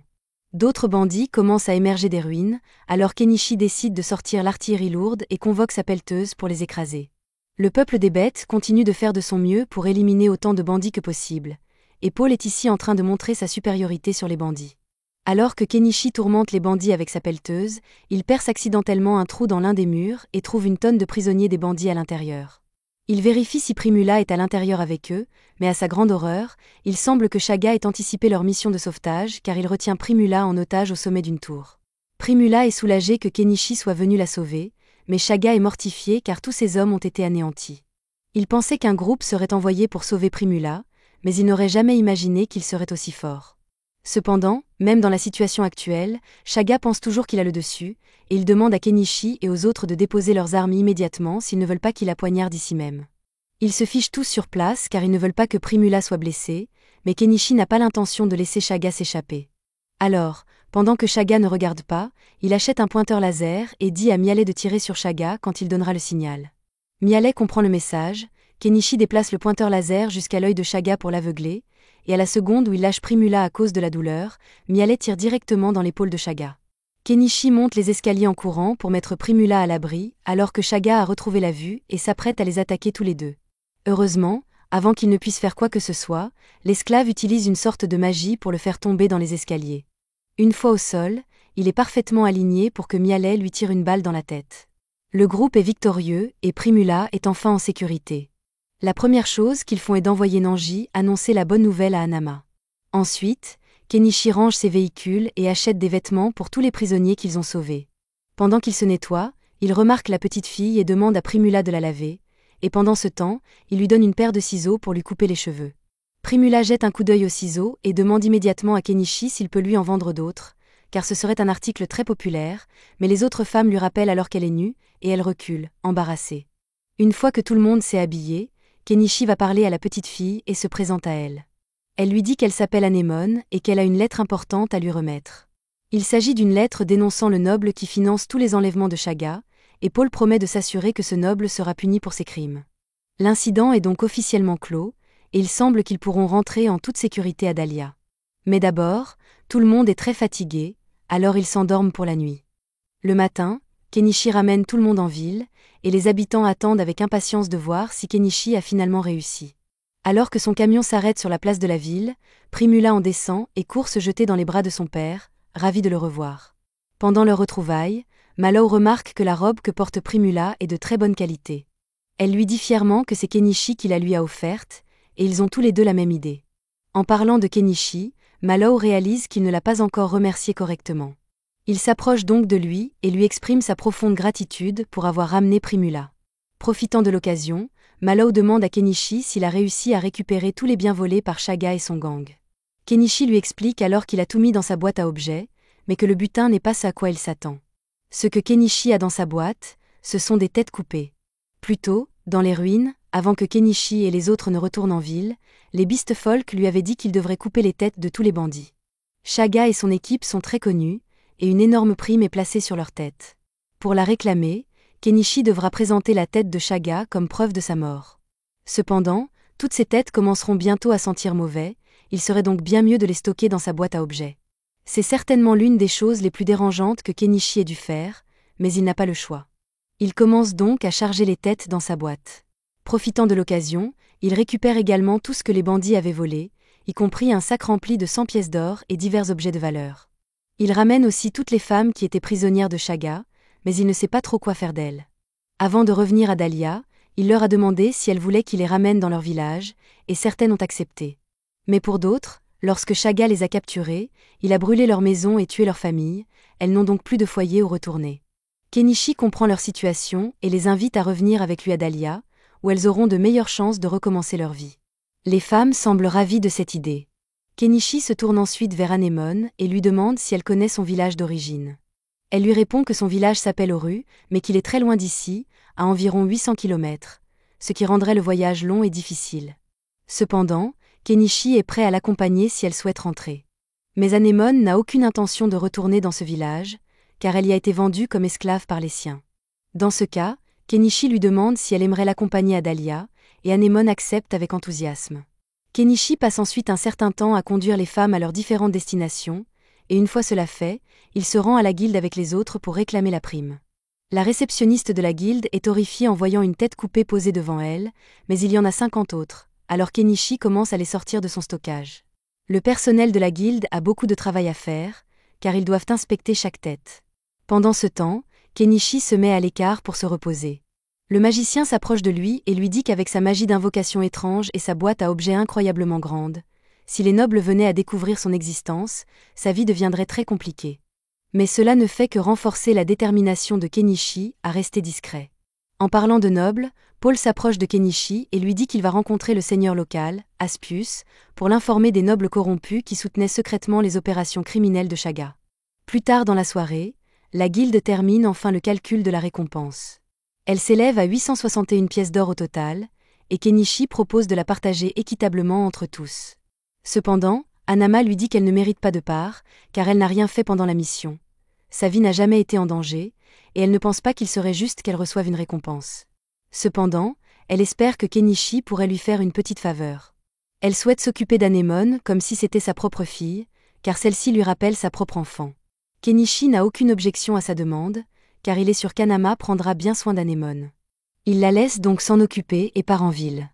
Je suis sûr qu'Anama avait de bonnes intentions en proposant de s'occuper d'Anémone, mais littéralement quelques minutes plus tard, elle perd l'enfant. Pendant ce temps, Kenichi se rend à l'auberge d'Azalea pour y passer la nuit, car il est trop tard pour retourner dans la forêt. Il donne à manger au Bobka et le remercie de l'avoir protégé pendant leur mission. Il entre ensuite dans l'auberge, et dès qu'Azalea l'aperçoit, elle est ravie, car cela fait longtemps qu'elle ne l'a pas vu. Azalea a entendu une rumeur selon laquelle Kenichi aurait abattu une tonne de bandits, alors elle lui demande si c'est vrai, mais Kenichi le nie, car il ne veut pas attirer trop l'attention sur lui. Elle lui demande ensuite s'il se souvient de la promesse qu'il lui avait faite de devenir son amant une fois que ses affaires seraient florissantes, mais Kenichi répond qu'il n'a jamais fait une telle promesse. Plus important encore, il veut savoir si elle a une chambre disponible pour lui, et elle lui dit que sa chambre habituelle est toujours libre. Kenichi monte à l'étage et s'endort, épuisé. Mais plus tard dans la nuit, une certaine personne se glisse dans sa chambre, et il la sent sous les couvertures. Il sait déjà ce qu'Azalea veut, mais il lui dit qu'il est bien trop fatigué pour ce genre d'activité. Malgré cela, Azalea insiste, car elle ne voit pas Kenichi souvent. Elle monte sur lui, et ils sont sur le point de commencer, quand ils remarquent qu'un enfant les observe. Cela tue complètement l'ambiance, et finalement, Azalea retourne dans sa chambre, tandis qu'Anemone passe la nuit dans la chambre de Kenichi. Kenichi pense qu'Anama doit être très inquiète pour Anemone, alors il se rend à son magasin pour voir si elle est là, mais il ne la trouve pas. Il décide donc de terminer ses courses pour la journée. Il a encore beaucoup de butin provenant du camp de Shaga, alors il se rend d'abord au magasin d'armes pour vendre les épées et les boucliers qu'il a récupérés. Ensuite, il vend le reste des objets de valeur à l'entreprise de Mallow pour 35 pièces d'or et apporte les meubles au magasin du vieil homme pour 22 pièces d'or. Comme le butin doit être partagé équitablement, chacun reçoit 12 pièces d'or. Maintenant que tout est réglé, Kenichi pense qu'il est enfin temps de rentrer chez lui. Une fois arrivé, Anemone est émerveillée par la beauté de la maison, mais à sa grande surprise, elle trouve Anama qui l'attend à l'intérieur. Anama était folle d'inquiétude pour Anemone, mais elle pensait que Kenichi la retrouverait et la ramènerait chez lui, alors elle l'a attendu là. Cependant, Anemone dit qu'elle veut vivre avec Kenichi plutôt qu'avec Anama. Anama ne comprend pas pourquoi elle veut soudainement rester avec Kenichi, alors elle essaie de la convaincre qu'il serait mieux de vivre avec elle, mais Anemone a déjà pris sa décision. Anama ne veut pas la forcer, alors elle lui dit simplement qu'elle est toujours la bienvenue pour lui rendre visite quand elle le souhaite. Anama retourne ensuite en ville, et Kenichi rentre chez lui avec Anemone. En chemin, Kenichi demande à Anemone pourquoi elle veut vivre avec lui, mais il n'y a pas de raison philosophique profonde. Kenichi cuisine simplement très bien, et elle l'apprécie pour ça. Ensuite, les deux prennent un bain ensemble et vont se coucher. Cette nouvelle situation va demander un temps d'adaptation, mais après tout, il ne serait pas étrange qu'il ait une fille de l'âge d'Anemone. Kenichi finit par s'endormir, mais pendant qu'il repose, plusieurs hommes encapuchonnés commencent à observer sa maison. Heureusement, ces individus suspects ne font rien pour l'instant, et la vie continue normalement pour Kenichi. 2 semaines passent, et grâce à la contribution de Paul dans la bataille contre Shaga, il a reçu le titre de baron, ainsi qu'un domaine. La rumeur dit qu'il est actuellement à la recherche d'une épouse. Par ailleurs, Kenichi avait montré à Mallow et Primula un dessin de bicyclette il y a quelque temps, mais ils avaient éclaté de rire, trouvant l'idée trop stupide pour être rentable. Cependant, ils ont ensuite réalisé à quel point les bicyclettes étaient utiles. Ils se sont excusés auprès de Kenichi pour avoir ri de lui et lui ont même offert 5 pièces d'or pour son idée. Aujourd'hui, les bicyclettes sont assez répandues dans le pays, et Kenichi est content que son idée ait eu un tel impact. Cependant, il se sent toujours un peu mal à l'aise, car il a l'impression d'être surveillé. Il ignore cette sensation pour l'instant et se rend à la guilde pour recevoir le paiement final de la récompense. Une fois qu'il a l'argent, il le partage équitablement. Même si Anama avait dit qu'elle ne voulait pas de part, il lui donne quand même un peu d'argent. Anama ne pense pas le mériter, mais elle accepte sa gentillesse, et en retour, donne une pomme à Anemone. Tout semble bien se passer, mais Kenichi ressent soudainement à nouveau qu'il est surveillé, et cette fois, il est sûr de ne pas imaginer des choses, car il voit la personne qui l'espionne.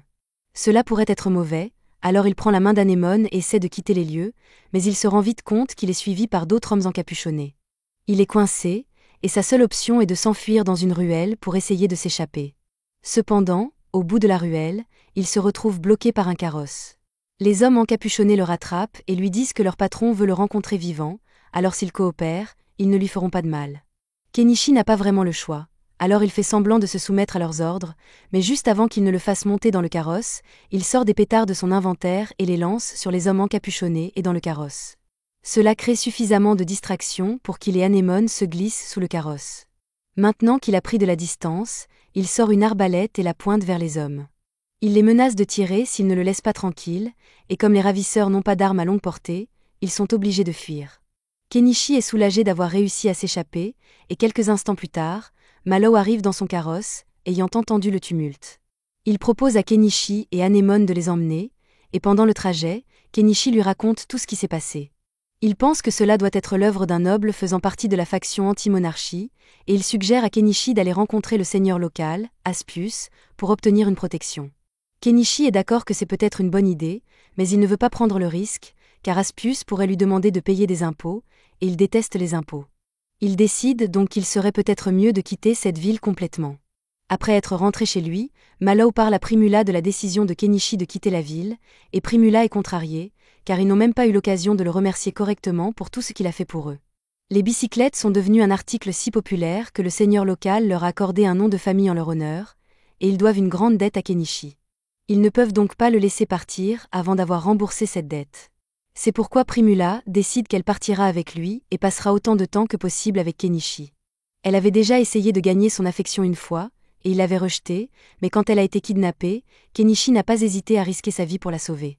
Alors, Primula est sûr qu'il tient profondément à elle, et si c'est le cas, il attendra sûrement de la voir avant de quitter la ville. Eh bien, il semble que Kenichi ne tenait pas autant à elle qu'elle le pensait, car il est parti, emportant toute sa maison avec lui. Pendant ce temps, Kenichi roule sur sa nouvelle moto, et je suppose qu'il doit être confiant dans ses compétences de conducteur, car il a acheté un casque pour Anémone, mais pas pour lui-même.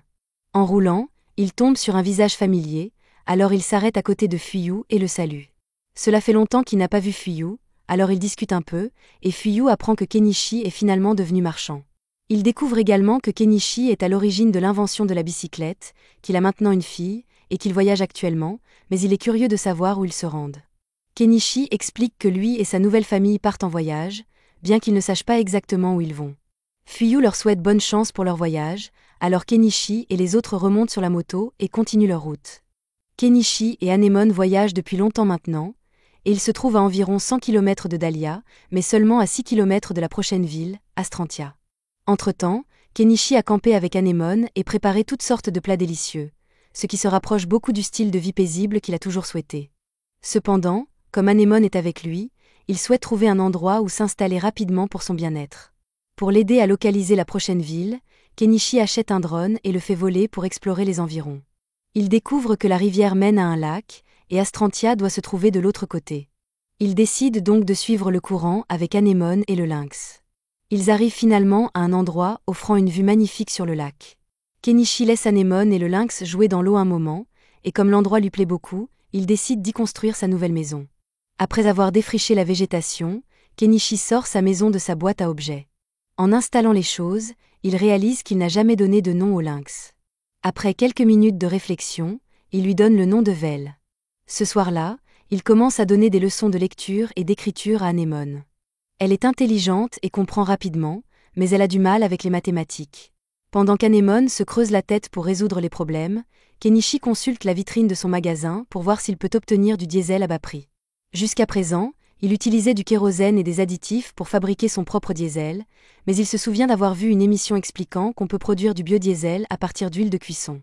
Ne comprenant pas bien le processus, il décide d'acheter quelques livres sur le sujet. Pendant qu'il lit, Anémone termine ses devoirs et demande à Kenichi si elle peut lire avec lui. Kenichi lui explique qu'elle ne comprendra pas car le livre est écrit dans la langue de son pays d'origine, mais Anémone insiste pour apprendre cette langue. Kenichi achète donc un livre pour enfants à Anémone, qui se met immédiatement à l'étudier. Ensuite, Kenichi commence à installer un camouflage pour sa maison afin qu'elle ne se démarque pas trop. Alors qu'il s'active, il entend un bruissement dans les buissons. Méfiant, car cela pourrait signifier la présence d'un monstre, il arme son arbalète et se prépare à attaquer. À sa surprise, la source du bruit est Mialet. Elle était dévastée lorsque Kenichi avait disparu sans lui dire au revoir, alors elle a travaillé dur pour suivre sa trace jusqu'ici. Maintenant qu'elle est là, elle n'a nulle part où aller et annonce qu'elle vivra avec Kenichi à partir de maintenant. Kenichi ne s'y oppose pas, et Anémone semble bien s'entendre avec Mialet, il est donc convenu qu'elle restera avec eux. Pendant le dîner, Kenichi lui demande s'il s'est passé quelque chose d'intéressant depuis qu'il a quitté Dahlia. Mialet ne se souvient pas de grand-chose, mais elle mentionne que Paul a demandé Primula en mariage, et qu'ils vont bientôt se marier. Kenichi est content que Primula ait réussi à tourner la page et à s'engager avec un homme bien comme Paul, mais il ne pourra pas assister au mariage car il est trop loin. Plus tard dans la soirée, Kenichi prend son bain habituel avec Anémone, tandis que Mialet se lave à côté d'eux. Une fois sec, il rentre à l'intérieur. Anémone montre à Mialet le livre japonais que Kenichi lui a offert, et Mialet l'apprécie beaucoup car, même si elle ne comprend pas les mots, les images rendent l'histoire facile à suivre. Cela donne une idée à Kenichi. Comme les livres sont très précieux dans ce monde, il pourrait probablement faire de bons profits en vendant des livres illustrés ici. Cependant, les histoires du Japon ne plairaient probablement pas aux habitants de ce monde, alors Kenichi demande à Anemone et Mialet si elles connaissent des légendes locales. Elles sont enthousiastes à l'idée d'en parler, car elles connaissent de nombreuses légendes anciennes, mais une en particulier retient l'attention de Kenichi, celle de l'elfe de la forêt. Kenichi trouve l'histoire excellente et commence immédiatement à dessiner des illustrations pour elle. Une fois les dessins terminés, il achète une presse à encre pour créer plusieurs copies du livre. Il offre les 2 premières copies à Mialet et Anemone, qui adorent leurs livres. Cependant, alors qu'elles admirent les images, Kenichi remarque un bateau qui approche. Craignant des ennuis, il demande aux filles de rentrer à l'intérieur. Lorsque le bateau accoste, Kenichi pointe son arbalète vers les hommes à bord et exige de savoir pourquoi ils sont là. L'homme lui dit de se calmer, car il n'est pas là pour causer des problèmes. Il vient du village de Santanka et, ayant remarqué que quelqu'un s'était installé de l'autre côté du lac, il est venu vérifier qu'il n'y avait pas de bandits. Kenichi se calme un peu et baisse son arbalète, expliquant qu'il est un marchand qui vient de s'installer. À ce moment, Vel s'approche de Kenichi, et l'homme bête est surpris, car les lynx ne s'attachent normalement pas aux humains. Le fait que Kenichi en ait apprivoisé un lui donne une bonne impression. Crouton décide de faire confiance à Kenichi et se présente, suivi de Nya-Nya. Kenichi leur fait visiter sa maison pour prouver qu'il ne fait rien de dangereux, et tout semble normal. Crouton s'excuse pour l'intrusion et se prépare à partir, mais avant de partir, il remarque les livres que Kenichi a créés sur la table et lui demande s'il peut en acheter un pour sa fille, et Kenichi accepte. Une fois Crouton et Nya-Nya partis, Kenichi et les filles déjeunent ensemble. Ensuite, Anemone passe du temps à lire dans la maison, tandis que Kenichi part dans la forêt à la recherche de plantes médicinales. Mialet le rejoint, et comme Anemone est occupée, elle espère passer un moment seule avec Kenichi. Kenichi ne peut pas refuser, et des choses se passent entre eux. Plus tard, Kenichi se lance dans son dernier projet, et on pourrait presque l'appeler Walter tellement il cuisine avec passion. Malheureusement, sa combinaison de protection le fait beaucoup transpirer, alors il doit faire une pause et se baigner dans la rivière. De retour au travail, on découvre que Kenichi essaie de synthétiser du biodiesel à partir d'huile de cuisson. Bien que ce soit très dangereux, s'il réussit, il pourra produire du diesel sans dépenser une fortune. Vient ensuite la phase risquée, tester le carburant. Il le pompe dans le générateur, et heureusement, il n'explose pas. L'expérience de Kenichi est un succès. Leur prochaine étape est de visiter la ville d'Astrantia. Kenichi part donc avec Mialet et Anemone. Leur premier arrêt en entrant dans la ville est la guilde des aventuriers, car Kenichi doit s'y inscrire. Il se dirige vers le bureau de la réceptionniste, mais Kenichi est distrait par 2 choses qu'il ne peut s'empêcher de remarquer. Sortant de sa rêverie, Kenichi explique à la réceptionniste qu'il souhaite s'inscrire à la guilde des aventuriers et à la guilde des marchands de la ville. Mialet s'inscrit également comme aventurière. La réceptionniste prend leurs identifiants et part les enregistrer, mais à son retour, elle est un peu perturbée car elle vient de voir le dossier de Kenichi et réalise qu'il est celui qui a vaincu Shaga. Kenichi lui demande de ne pas crier, car il préfère rester discret. La réceptionniste comprend rapidement et lui confirme que son inscription est terminée. Après avoir quitté la guilde, il s'assoit sur la place de la ville pour manger. Cependant, comme les épices de ce pays sont contrôlées par le syndicat des épices, la nourriture est fade et peu appétissante. Anemone et Mialet n'apprécient clairement pas leur repas, alors Kenichi leur donne un peu de son mélange d'épices pour rehausser le goût. C'est alors qu'il remarque quelques voyous aux cheveux style Jojo qui rôdent, visiblement avec de mauvaises intentions, mais Kenichi décide de ne pas s'en mêler. En même temps, il voit Crouton et une petite fille entrer dans une ruelle, et il se passe clairement quelque chose, mais encore une fois, ce n'est pas son problème. Il continue sa visite et tombe sur une vieille boutique de magie qui semble intéressante. Il entre et trouve une vieille dame qui tient la boutique. En regardant autour de lui, il remarque un dispositif magique en vitrine et demande à quoi il sert. La vieille dame est ravie de lui faire une démonstration. Elle verse de l'eau dans un compartiment et du vin dans l'autre, et le dispositif sépare l'eau du vin. Kenichi réalise immédiatement qu'il pourrait utiliser cet appareil pour produire son diesel, sans risquer sa santé à cause des vapeurs chimiques. Il annonce à la vieille dame qu'il souhaite acheter le dispositif, ce qui la surprend, car personne n'achète jamais rien ici, mais Kenichi est un client payant, alors elle accepte. Anemone a également trouvé quelque chose qui lui plaît, un livre qu'elle montre à Kenichi. La vieille dame explique que c'est un grimoire, et Kenichi décide de l'acheter aussi, même s'il n'est pas sûr de pouvoir l'utiliser, car il faut un certain niveau de puissance magique pour pratiquer la magie. Après l'achat, Kenichi veut commencer à lire le grimoire avec Anemone, mais la vieille dame les arrête, car les grimoires doivent être enregistrés avant de pouvoir être emportés. Kenichi devra donc revenir dans une semaine. Cela ne le dérange pas, alors il quitte la boutique pour continuer à explorer la ville. Cependant, il croise Nya à l'extérieur. Nya est surpris de les voir, mais il est pressé et n'a pas le temps de discuter. Kenichi a un mauvais pressentiment et veut rentrer, mais avant qu'il ne puisse partir, le groupe aperçoit Crouton et sa fille se faire attaquer dans une ruelle. Kenichi ne peut pas ignorer cela cette fois, alors il décide d'intervenir, mais il achète d'abord un masque de médecin de peste pour cacher son identité. Les voyous en veulent à Crouton et étaient prêts à le tuer, lui et sa fille, mais Kenichi apparaît derrière eux et lance des feux d'artifice.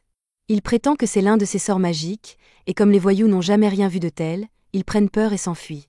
Une fois la situation calmée, Crouton s'assoit près de la fontaine et raconte toute l'histoire à Kenichi. Lorsqu'il travaillait comme fonctionnaire, Crouton avait arrêté plusieurs membres du syndicat des épices, et depuis, il le traque. La fille de Crouton demande si Kenichi et les autres sont ses amis, et Crouton explique qu'il a rencontré Kenichi il y a quelques jours et que c'est lui qui a créé le livre. Marie, la fille de Crouton, est ravie d'apprendre que son livre préféré a été fait par Kenichi et le remercie chaleureusement. Anémone, un peu jalouse, mentionne qu'elle a aussi aidé à créer le livre. Marie la remercie également et propose qu'elle fasse un livre ensemble un jour, ce qu'Anémone accepte avec joie. Kenichi est heureux de voir qu'Anémone a enfin une amie de son âge. Quelques jours plus tard, Crouton et sa femme amènent Marie rendre visite à Kenichi et Anémone. C'est la première fois qu'ils reçoivent des invités, alors Kenichi prépare un repas pour tout le monde. À partir de ce moment, il devient habituel pour eux de se retrouver chaque jour pendant que Marie et Anémone jouent ensemble. Cependant, un jour, Marie ne vient pas comme d'habitude. À la place, Crouton arrive, désespéré, et supplie Kenichi de l'aider. Il explique que Marie est tombée malade d'une maladie courante dans ce pays, et que la plupart des enfants qui la contractent ne survivent pas une nuit. Il est prêt à payer tout ce qu'il possède pour sauver sa fille, mais il ne peut pas se permettre d'engager un mage pour la soigner. Kenichi est son seul espoir. Kenichi ne peut pas rester les bras croisés alors que l'ami d'Anémone souffre. Il donne à Crouton un paquet d'antidouleurs et lui explique comment les administrer pour faire baisser la fièvre de Marie. Cependant, les antidouleurs ne guériront pas la maladie, alors Kenichi part chercher de l'aide auprès de la vieille dame magicienne. Plus tard dans la soirée, ils se retrouvent tous chez Crouton pour voir Marie. La vieille dame identifie rapidement la maladie, la fièvre chicory. Elle est traitable, mais il faut les graines d'une fleur spéciale qui ne pousse que dans la forêt. Quelqu'un doit aller chercher ces graines avant le matin, alors Kenichi, Crouton et Nya partent en expédition. Cependant, en partant, ils ignorent que les voyous du syndicat des épices les observent. Ces derniers prévoient clairement de profiter de l'absence de Kenichi et Crouton pour agir. Kenichi et les autres arrivent bientôt à la rivière où se trouvent les graines de fleurs de shaker, alors il sort un radeau gonflable et rame dans l'eau pour trouver une graine. Il ne lui faut pas longtemps pour trouver un bouquet de fleurs, et il en cueille une qu'il remet à Crouton, qui lui est incroyablement reconnaissant de son aide. Mais ils n'ont pas encore terminé leur mission, car ils doivent encore rapporter cette graine à Marie pour qu'elle puisse être guérie. Et ils ont un autre problème sur les bras, Nya sent quelque chose approcher, et il s'avère que c'est une meute de loups noirs, mais il est trop tard pour battre en retraite car ils sont déjà encerclés. Kenichi a déjà eu affaire à des loups noirs, il achète donc 2 épées et les remet à Crouton et Nya. L'important pour l'instant, c'est que Marie obtienne ce médicament. Il leur demande donc de retourner à la maison aussi vite que possible pendant qu'il tient les loups à distance. Il commence alors à lancer des feux d'artifice pour attirer l'attention des loups et les éloigner de Crouton, mais un petit groupe de loups se détache de la meute et coince Crouton et Nya. Kenichi se rend compte que Crouton et Nya sont en danger et se précipite pour les aider le plus vite possible. Mais pendant ce temps, les voyous de tout à l'heure se cachent derrière les arbres et semblent contrôler les loups à l'aide d'une sorte de sifflet. Les loups attaquent Nya et Crouton, qui ripostent avec les épées que Kenichi leur a données. Les voyous sont furieux que Crouton ait réussi à survivre, mais toute leur méchanceté permet à Vel de sentir leur présence, et elle ne perd pas de temps pour mettre tous les voyous à terre. Vel commence à attaquer l'homme-chien, lui faisant lâcher son sifflet, et ce faisant, tous les loups cessent d'attaquer Crouton. Kenichi s'en aperçoit et comprend que les voyous devaient contrôler les loups depuis le début, et comme l'homme-chien a perdu son sifflet, il dit à Nya de prendre Crouton et de s'en aller pendant qu'il en a l'occasion. L'homme-chien parvient à se débarrasser de Vel et saisit son sifflet pour ordonner aux loups de s'en prendre à Crouton, mais les loups semblent trop effrayés pour bouger.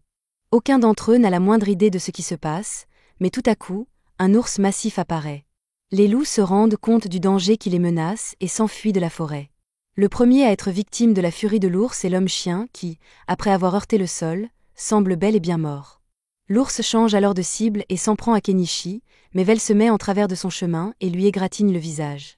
Kenichi remercie Vel pour son aide et sort d'autres feux d'artifice pour tenter d'effrayer l'ours. La quantité de feux d'artifice est 10 fois plus importante que d'habitude, et Kenichi est persuadé que cela va faire sortir la bête de ses gonds. Mais à sa grande surprise, l'ours mange les feux d'artifice, ce qui provoque une énorme explosion à l'intérieur de sa gueule. Alors que l'ours est encore étourdi par les feux d'artifice, Kenichi en profite pour sortir sa lourde machinerie et frapper l'ours au visage pour l'achever. Maintenant que l'ours est mort, Kenichi range son corps dans son inventaire, ainsi que dans son sac à dos, et il est heureux de s'en être sorti vivant. Mais il doit encore réfléchir à ce qu'il va faire de l'homme-chien inconscient. Un peu plus tard, Kenichi retourne chez Crouton pour voir si Marie va mieux, et grâce aux médicaments qu'il a obtenus, elle va se rétablir complètement, et Crouton et sa femme sont profondément reconnaissants envers Kenichi. Kenichi n'est pas du genre à sauver les autres, mais il doit admettre qu'en aidant ici, il s'est senti bien dans sa peau. À ce moment-là, il se souvient qu'il a quelque chose d'important à dire à Crouton, alors il demande à lui parler en privé pendant 1 minute. Ils sortent tous les deux, et Kenichi raconte à Crouton qu'il a réussi à conclure un accord avec l'homme-chien dans les bois. Il a bandé l'homme-chien pour qu'il ne meure pas de ses blessures, et en échange, il lui a fait promettre de ne plus jamais faire de mal à Crouton ou à sa famille. L'homme-chien a accepté les conditions, mais il n'a aucun contrôle sur ce que font les autres voyous, car beaucoup d'entre eux en veulent beaucoup à Crouton, et ils continueront certainement à s'en prendre à lui, même si la situation pourrait être différente si Crouton quittait la ville. Kenichi dit à Crouton que ce serait une bonne idée de quitter cette ville, car cela garantirait que personne ne s'en prenne plus à lui ou à sa famille. Crouton admet que partir serait la meilleure solution, mais il n'a littéralement nulle part où aller, et il ne peut pas aller à Dahlia puisque le syndicat des épices y opère également. Kenichi réfléchit un instant et trouve une bonne solution au dilemme de Crouton. Kenichi connaît un chevalier nommé Paul qui vient de devenir baron et qui, à ce titre, recrute actuellement des gens pour vivre sur ses terres.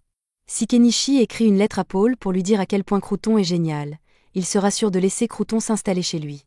Le lendemain, Kenichi rentre enfin à la maison et raconte aux autres ce qui s'est passé pendant son absence, mais Mialet est contrarié parce qu'il est parti pour une si grande aventure sans lui en parler. Kenichi dit qu'il n'a pas eu le temps de venir chercher Mialet, et qu'il avait besoin de quelqu'un pour s'occuper d'Anémone pendant son absence, donc Mialet n'aurait pas pu l'accompagner. Quelques jours plus tard, Crouton et sa famille décident finalement de déménager pour leur sécurité. Crouton se rend donc d'abord sur le territoire de Paul pour tout mettre en place, tandis que Marie et sa mère attendent derrière, car Marie ne s'est pas encore complètement rétablie. Alors que Kenichi et Mialet se promènent dehors, Mialet sent une odeur de sang, et c'est alors qu'elle aperçoit un homme-chien derrière un arbre. Kenichi le reconnaît comme celui d'il y a quelques jours et lui demande ce qu'il fait ici. L'homme-chien répond simplement qu'il a promis de ne pas faire de mal à Crouton, et qu'il était donc en train de régler quelques détails pour s'assurer qu'aucun autre voyou ne s'en prendrait à lui. Après tout, les hommes-chiens tiennent toujours leurs promesses. Cependant, après sa folie meurtrière, l'homme-chien ne peut plus rester dans cette ville, il va donc partir lui aussi. Plus tard dans la journée, Kenichi se rend en ville pour vendre l'ours qu'il a tué à la guilde. L'homme chargé de la dissection s'étonne que Kenichi ait pu vaincre un ours à bosse tout seul, mais Kenichi lui répond qu'il a eu de la chance. Quoi qu'il en soit, il aimerait garder la viande et la pierre magique de l'ours lui-même, et il veut vendre le reste à la guilde. L'homme dit qu'il comprend, mais vu la taille de l'ours, il lui faudra beaucoup de temps pour finir de le disséquer, alors il demande à Kenichi de revenir dans la soirée. Kenichi est d'accord pour attendre un peu, et comme il n'est que midi, il décide de rentrer chez lui et de terminer l'un de ses projets. Mais alors qu'il passe devant un magasin, il y a un visage familier à l'intérieur, et il semble qu'elle cherche quelqu'un d'important pour elle. De retour chez Kenichi, il décide enfin d'utiliser l'artefact qu'il a acheté pour fabriquer son biodiesel. Après de nombreuses opérations chimiques qui feraient probablement exploser votre maison, Kenichi est enfin en mesure de créer ce qu'il pense être du diesel pur pour ses moteurs. La seule façon de savoir si cela a fonctionné est de le tester dans son générateur. Lorsqu'il l'allume, le générateur n'explose pas, ce qui signifie que l'expérience a été un succès. Grâce à cette méthode, il a pu fabriquer 1 litre de diesel pour seulement 300 yens, contre les 3000 yens par litre qu'il dépensait auparavant. Maintenant que c'est fait, Kenichi laisse de la nourriture pour Mialet et Anémone, car il retourne en ville pour prendre quelques affaires. Tout d'abord, il se rend à la boutique de la vieille femme pour voir si son grimoire est enfin prêt, et heureusement, elle a terminé toutes les procédures d'enregistrement, de sorte que Kenichi peut avoir son grimoire. Kenichi jette un coup d'œil au livre, et il est surpris de voir qu'il contient une pierre magique. La femme lui explique que l'incantation enregistrée dans le grimoire est liée à cette pierre magique, et que sans elle, le sort ne s'activera pas. Kenichi ne comprend pas vraiment ce qu'elle veut dire, mais il a l'intention de comprendre cette histoire de magie plus tard. Il se rend ensuite à la guilde des aventuriers pour récupérer ses objets, et quand il arrive, tout est déjà emballé et prêt à partir, alors il le met dans sa réserve. Il se rend ensuite à la réception pour se faire payer les pièces qu'il a vendues à la guilde, mais Kenichi a du mal à se concentrer sur l'argent avec ses 2 melons qui pendent devant lui. Il finit par se ressaisir et récupère son argent avant de quitter la guilde, mais alors qu'il marche dans la rue, il a l'étrange impression que quelqu'un l'observe. Il s'avère que le sentiment de Kenichi était juste car il était observé par quelqu'un, et il s'avère que c'est Primula. Il est choqué de la voir et lui demande ce qu'elle fait ici, mais Primula lui demande comment il a pu être aussi cruel que de partir sans elle.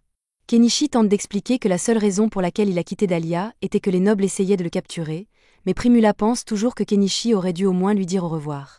Kenichi se rend compte que cet accès de colère fait beaucoup de bruit et demande à Primula s'ils peuvent continuer cette discussion dans un endroit plus privé. Primula l'emmène à l'hôtel où elle séjourne et recommence à crier après Kenichi pour être parti, sans lui donner une chance de le remercier pour tout ce qu'il a fait pour elle. Kenichi ne pense pas avoir fait grand-chose, mais Primula lui rappelle qu'il lui a sauvé la vie et qu'elle a donc une énorme dette envers lui. Kenichi commence à se sentir un peu mal à l'aise, alors il change de sujet et mentionne qu'il a entendu des rumeurs sur le mariage de Primula avec Paul. Cependant, bien qu'il y ait eu des discussions à ce sujet, Primula a finalement refusé les fiançailles, mais ce n'est pas le sujet. Primula dit qu'elle ne rentrera pas chez elle à moins que Kenichi n'accepte de l'accompagner, mais Kenichi n'a pas l'intention de partir, alors Primula dit qu'elle restera ici avec lui. Kenichi voit bien qu'elle ne bluffe pas, il n'a donc pas beaucoup d'options, mais il est tout de même surpris qu'elle ait réussi à découvrir qu'il vivait dans cette ville. Primula explique qu'après le départ de Kenichi, elle a passé tous ses jours à consulter le registre de la guilde pour voir si le nom de Kenichi apparaissait quelque part dans une autre ville, et bien sûr, elle a trouvé son nom un jour sur un registre mis à jour, alors elle a immédiatement pris un chariot et s'est rendue directement ici. Maintenant qu'elle l'a retrouvé, elle va droit au but et lui demande de lui donner les coups les plus sournois que l'on connaisse ce soir. Kenichi est surpris, mais il voit à quel point Primula est sérieuse, alors il accepte, et tous deux se rendent dans sa chambre. Dès qu'ils arrivent dans la chambre, Primula commence à enlever tous ses vêtements parce qu'elle ne peut pas attendre plus longtemps, et vous savez ce qui s'est passé à partir de là. Le lendemain matin, Kenichi revient chez lui avec Primula, et au début, Anemone et Mialet sont très excités de le voir, mais cette excitation s'estompe rapidement lorsqu'elle voit Primula. Primula est contrariée parce qu'elle pense que Kenichi l'a laissé derrière lui et a choisi d'emmener Mialet avec lui. Kenichi lui explique qu'il n'a pas choisi d'emmener Mialet, Mialet l'a retrouvée toute seule. La seule personne qu'il a choisi d'emmener avec lui est Anemone, mais Primula va-t-elle vraiment se laisser aller à être jalouse d'un enfant? Kenichi a raison, Primula se calme pour l'instant, et Anemone fait promettre à Kenichi qu'il ne ramènera pas d'autres femmes. Primula s'énerve à nouveau, car elle pense que Kenichi a ramené des femmes à la maison. Plus tard dans la nuit, Kenichi se prépare à prendre un bain, mais au moment d'y entrer, toutes les filles disent qu'elles veulent entrer avec lui. Il ne veut pas avoir à gérer cela, et décide d'acheter un deuxième baril pour qu'il y ait 2 bains. Une fois que tout le monde a pris son bain, Kenichi installe un sèche-cheveux, et une fois que tout le monde est sec, il s'assoit à la table pour essayer le grimoire. Il lit les incantations pour un sort de boule de feu, mais lorsqu'il termine le sort, ses craintes se confirment car rien ne se passe. Cela signifie qu'il n'a aucun pouvoir magique et qu'il vient de gaspiller une tonne d'argent pour un livre qu'il ne peut pas utiliser. Il commence à réfléchir à un moyen de vendre le grimoire pour récupérer un peu d'argent, mais pendant qu'il est distrait, Anemone le prend et commence à le lire. Mais cette fois, il se passe vraiment quelque chose. Il semble qu'Anemone possède un certain pouvoir magique, car elle a réussi à lancer la boule de feu à la perfection dès le premier essai. Dommage qu'il soit dans une cabane en rondin. Kenichi panique et achète immédiatement plusieurs extincteurs pour éteindre le feu. Une fois cela fait, il va vérifier l'état d'Anemone. Elle commence à s'excuser pour avoir causé tant de problèmes, mais Kenichi ne s'inquiète pas pour sa cabane carbonisée. Il est bien plus émerveillé par le fait qu'Anemone ait pu utiliser de la magie. Soudain, Anemone s'évanouit, ce qui inquiète tout le monde. Il la porte jusqu'au lit et, heureusement, le lendemain matin, sa fièvre commence à baisser. Kenichi lui donne une boîte de pêche pour faire remonter son taux de sucre dans le sang. Les autres mangent aussi des pêches, et Primula est surprise par la quantité de sucre qu'elles contiennent, car les nobles ont un monopole total sur le sucre dans le pays. Anemone se rétablit après un peu de repos au lit. Quelques jours plus tard, lorsque Marie est enfin complètement remise de la fièvre de la chicorée, Kenichi l'invite à un barbecue. Il a encore beaucoup de viande de sanglier sous la main, et pense que c'est une bonne façon de s'en débarrasser. Partager une chasse avec des amis proches est exactement le genre d'activité paisible qu'il espérait. Kenichi est fier que ses talents culinaires soient appréciés, alors il décide d'épater tout le monde avec une nouvelle recette de curry d'ours qu'il a inventée. Lorsqu'ils goûtent la soupe, ils sont stupéfaits car la viande d'ours est généralement dure et malodorante, mais ce plat la rend incroyablement savoureuse. Au fil de la journée, Marie et Anemone jouent ensemble, et Kenichi les aide à créer leur propre livre d'images. C'est la première fois que Primula voit ces livres, alors elle interroge Kenichi à leur sujet. Il explique que c'est simplement un livre avec des images pour raconter une histoire.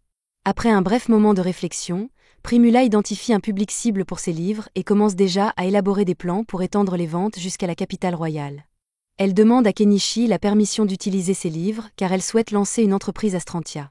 Kenichi accepte de lui donner quelques livres, mais il lui demande ce qu'elle compte vendre d'autres.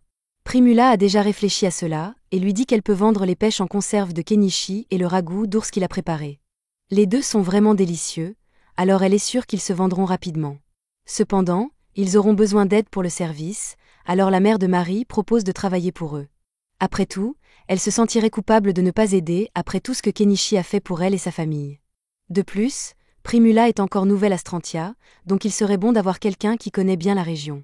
Marie propose également d'aider, car elle est maintenant assez âgée pour commencer à travailler. Comme tout le monde va travailler au nouveau stand, Anémone ne veut pas être laissée de côté et dit qu'elle y travaillera aussi. Le lendemain, Primula veut se mettre au travail immédiatement, alors Kenichi l'emmène à la porte de la ville et lui achète un chariot de nourriture. Au fil de la journée, le chariot commence à attirer du monde, les clients arrivant de partout. Malheureusement, avec toute l'attention qu'ils reçoivent, ils attirent aussi quelques escrocs qui mettent un insecte dans leur bol et accusent Primula de servir de la nourriture infestée. Pendant ce temps, Kenichi est occupé à faire de l'arpentage avec son drone. D'après ce qu'il voit, la forêt au sommet de la colline est complètement intacte, donc il est sûr de trouver beaucoup de plantes médicinales et de légumes forestiers, mais il ne s'attendait pas à découvrir une tonne de pierres précieuses incrustées dans la roche. Il n'a jamais vu de gemmes de cette couleur auparavant, donc il n'est pas sûr de ce que c'est, mais il est convaincu qu'elles doivent avoir de la valeur. Il semble donc qu'il va bientôt devenir mineur. Mais cela devra être un projet pour un autre jour, car il doit retourner en ville pour chercher Primula et les autres. Kenichi arrive en ville à vélo et les trouve en train d'attendre avec toutes leurs affaires emballées. Primula lui dit avec enthousiasme qu'ils ont réussi à tout vendre dès le premier jour, et Kenichi est ravi de l'entendre, mais il remarque une nouvelle femme bête debout avec eux et demande qui elle est. Primula commence à lui raconter ce qui s'est passé plus tôt dans la journée et comment deux hommes ont essayé de les faire chanter avec un insecte. Mais avant que les choses ne dégénèrent, Nyamna est arrivée et a dit à tout le monde que ces deux hommes étaient des escrocs. Elle les a vus mettre l'insecte dans la nourriture, et Nyamna n'aime pas les escrocs, donc elle va régler le problème. Les escrocs ont eu peur et se sont enfuis après cela, alors Primula a décidé d'engager Nyamna comme garde du corps pour le reste de la journée. Kenichi remercie Nyamna pour son aide précieuse, mais Nyamna lui dit que ce n'est pas grand-chose. Elle se sent même chanceuse d'avoir rencontré Primula, car elle a été payée une pièce d'argent pour simplement intimider les fauteurs de troubles.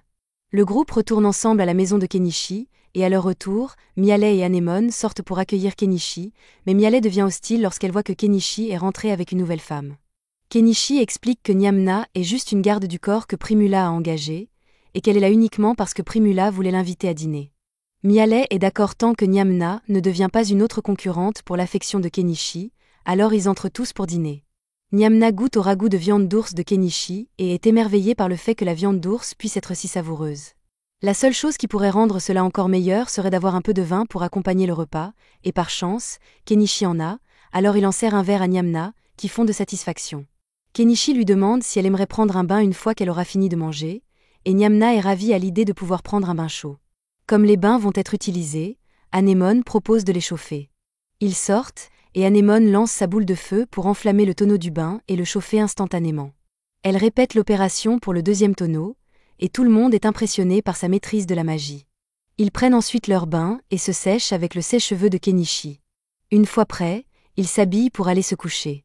Nyamna a tellement aimé son séjour ici qu'elle envisage de s'installer définitivement, mais Mialet s'y oppose fermement car il y a déjà trop de femmes ici. Il remarque ensuite que Kenichi est en train de donner une leçon à Anémone et lui demande ce qu'il fait. Kenichi explique qu'il enseigne à Anémone les bases de l'écriture et des mathématiques pour élargir ses horizons. Il est assez difficile de gagner sa vie dans ce monde sans éducation, donc Kenichi veut qu'Anémone apprenne autant que possible tant qu'elle le peut. Il lui demande si elle serait prête à accompagner Primula et les autres la prochaine fois qu'ils iront en ville avec le chariot de nourriture pour en apprendre davantage sur le commerce, mais elle dit qu'elle préfère apprendre plus de magie pour rester avec Kenichi. Le lendemain, Primula et les autres retournent en ville pour continuer leur commerce de chariot de nourriture, et c'est tout aussi populaire que la veille. Avec Nyamna comme garde du corps, ils n'ont pas à s'inquiéter des fauteurs de troubles chroniquement au chômage. Quant à Kenichi, il vient de terminer la construction d'un échafaudage avec l'aide de Mialet et Anémone, et il prévoit de commencer à extraire les pierres précieuses dès que possible. Mais il se fait tard, donc il devra revenir le lendemain. Alors qu'il range tout, Primula s'approche de Kenichi et lui demande comment il a toujours autant de choses utiles dans sa boîte à objets, mais Kenichi lui dit que c'est un secret. Il y a des choses qu'il ne peut pas lui dire, peu importe combien elle insiste, et il sait que cela le rend suspect, mais elle devra faire avec. Il l'embrasse alors, mais Nyamna dit à Kenichi d'arrêter avec les romances car cela lui rappelle qu'elle est célibataire. Le lendemain, le groupe retourne sur le plateau, et après que Kenichi ait dégagé une partie de la végétation, ils commencent tous à chercher des plantes intéressantes. Pendant que les autres fouillent dans les buissons, Kenichi se met à creuser la montagne pour extraire quelques-unes de ses gemmes. Lorsqu'il en libère enfin une, il la jette dans sa boîte à objets pour la faire évaluer, et il s'avère que les gemmes valent 200 000 yens chacune, et il y en a beaucoup. Kenichi a donc pratiquement trouvé le jackpot. Après une longue journée de minage lucratif, le groupe rentre à la maison, et Kenichi commence à préparer le dîner. Il a quelque chose de spécial en tête, alors il fait aider les filles à hacher une partie de la viande d'ours et leur apprend à façonner les boulettes, mais Miale et Nyamna ne peuvent pas aider à cette étape à cause de leur fourrure. Une fois toutes les boulettes préparées, Kenichi les met dans une poêle pour les cuire, et finalement, les boulettes sont prêtes à être mangées. Tout le monde adore la saveur et la texture des boulettes, surtout avec cette sauce jaune que Kenichi a préparée. Il leur explique que la sauce jaune est de la mayonnaise. Nyamna a déjà entendu parler de la mayo, car elle est très populaire dans l'Empire en ce moment. Apparemment, un mage l'a créée en utilisant de la magie, alors Primula demande à Kenichi s'il a utilisé de la magie pour créer sa mayonnaise, mais Kenichi lui dit qu'il a simplement fait avec des œufs. Primula est choquée d'apprendre que quelque chose d'aussi incroyable que la mayo peut être fait sans magie, alors elle demande à Kenichi de lui montrer comment la faire, mais il ne veut pas le faire maintenant et lui dit d'attendre un peu. Dans ce cas, Primula lui demande s'il lui permettra de vendre sa recette de boulettes à son stand de nourriture demain.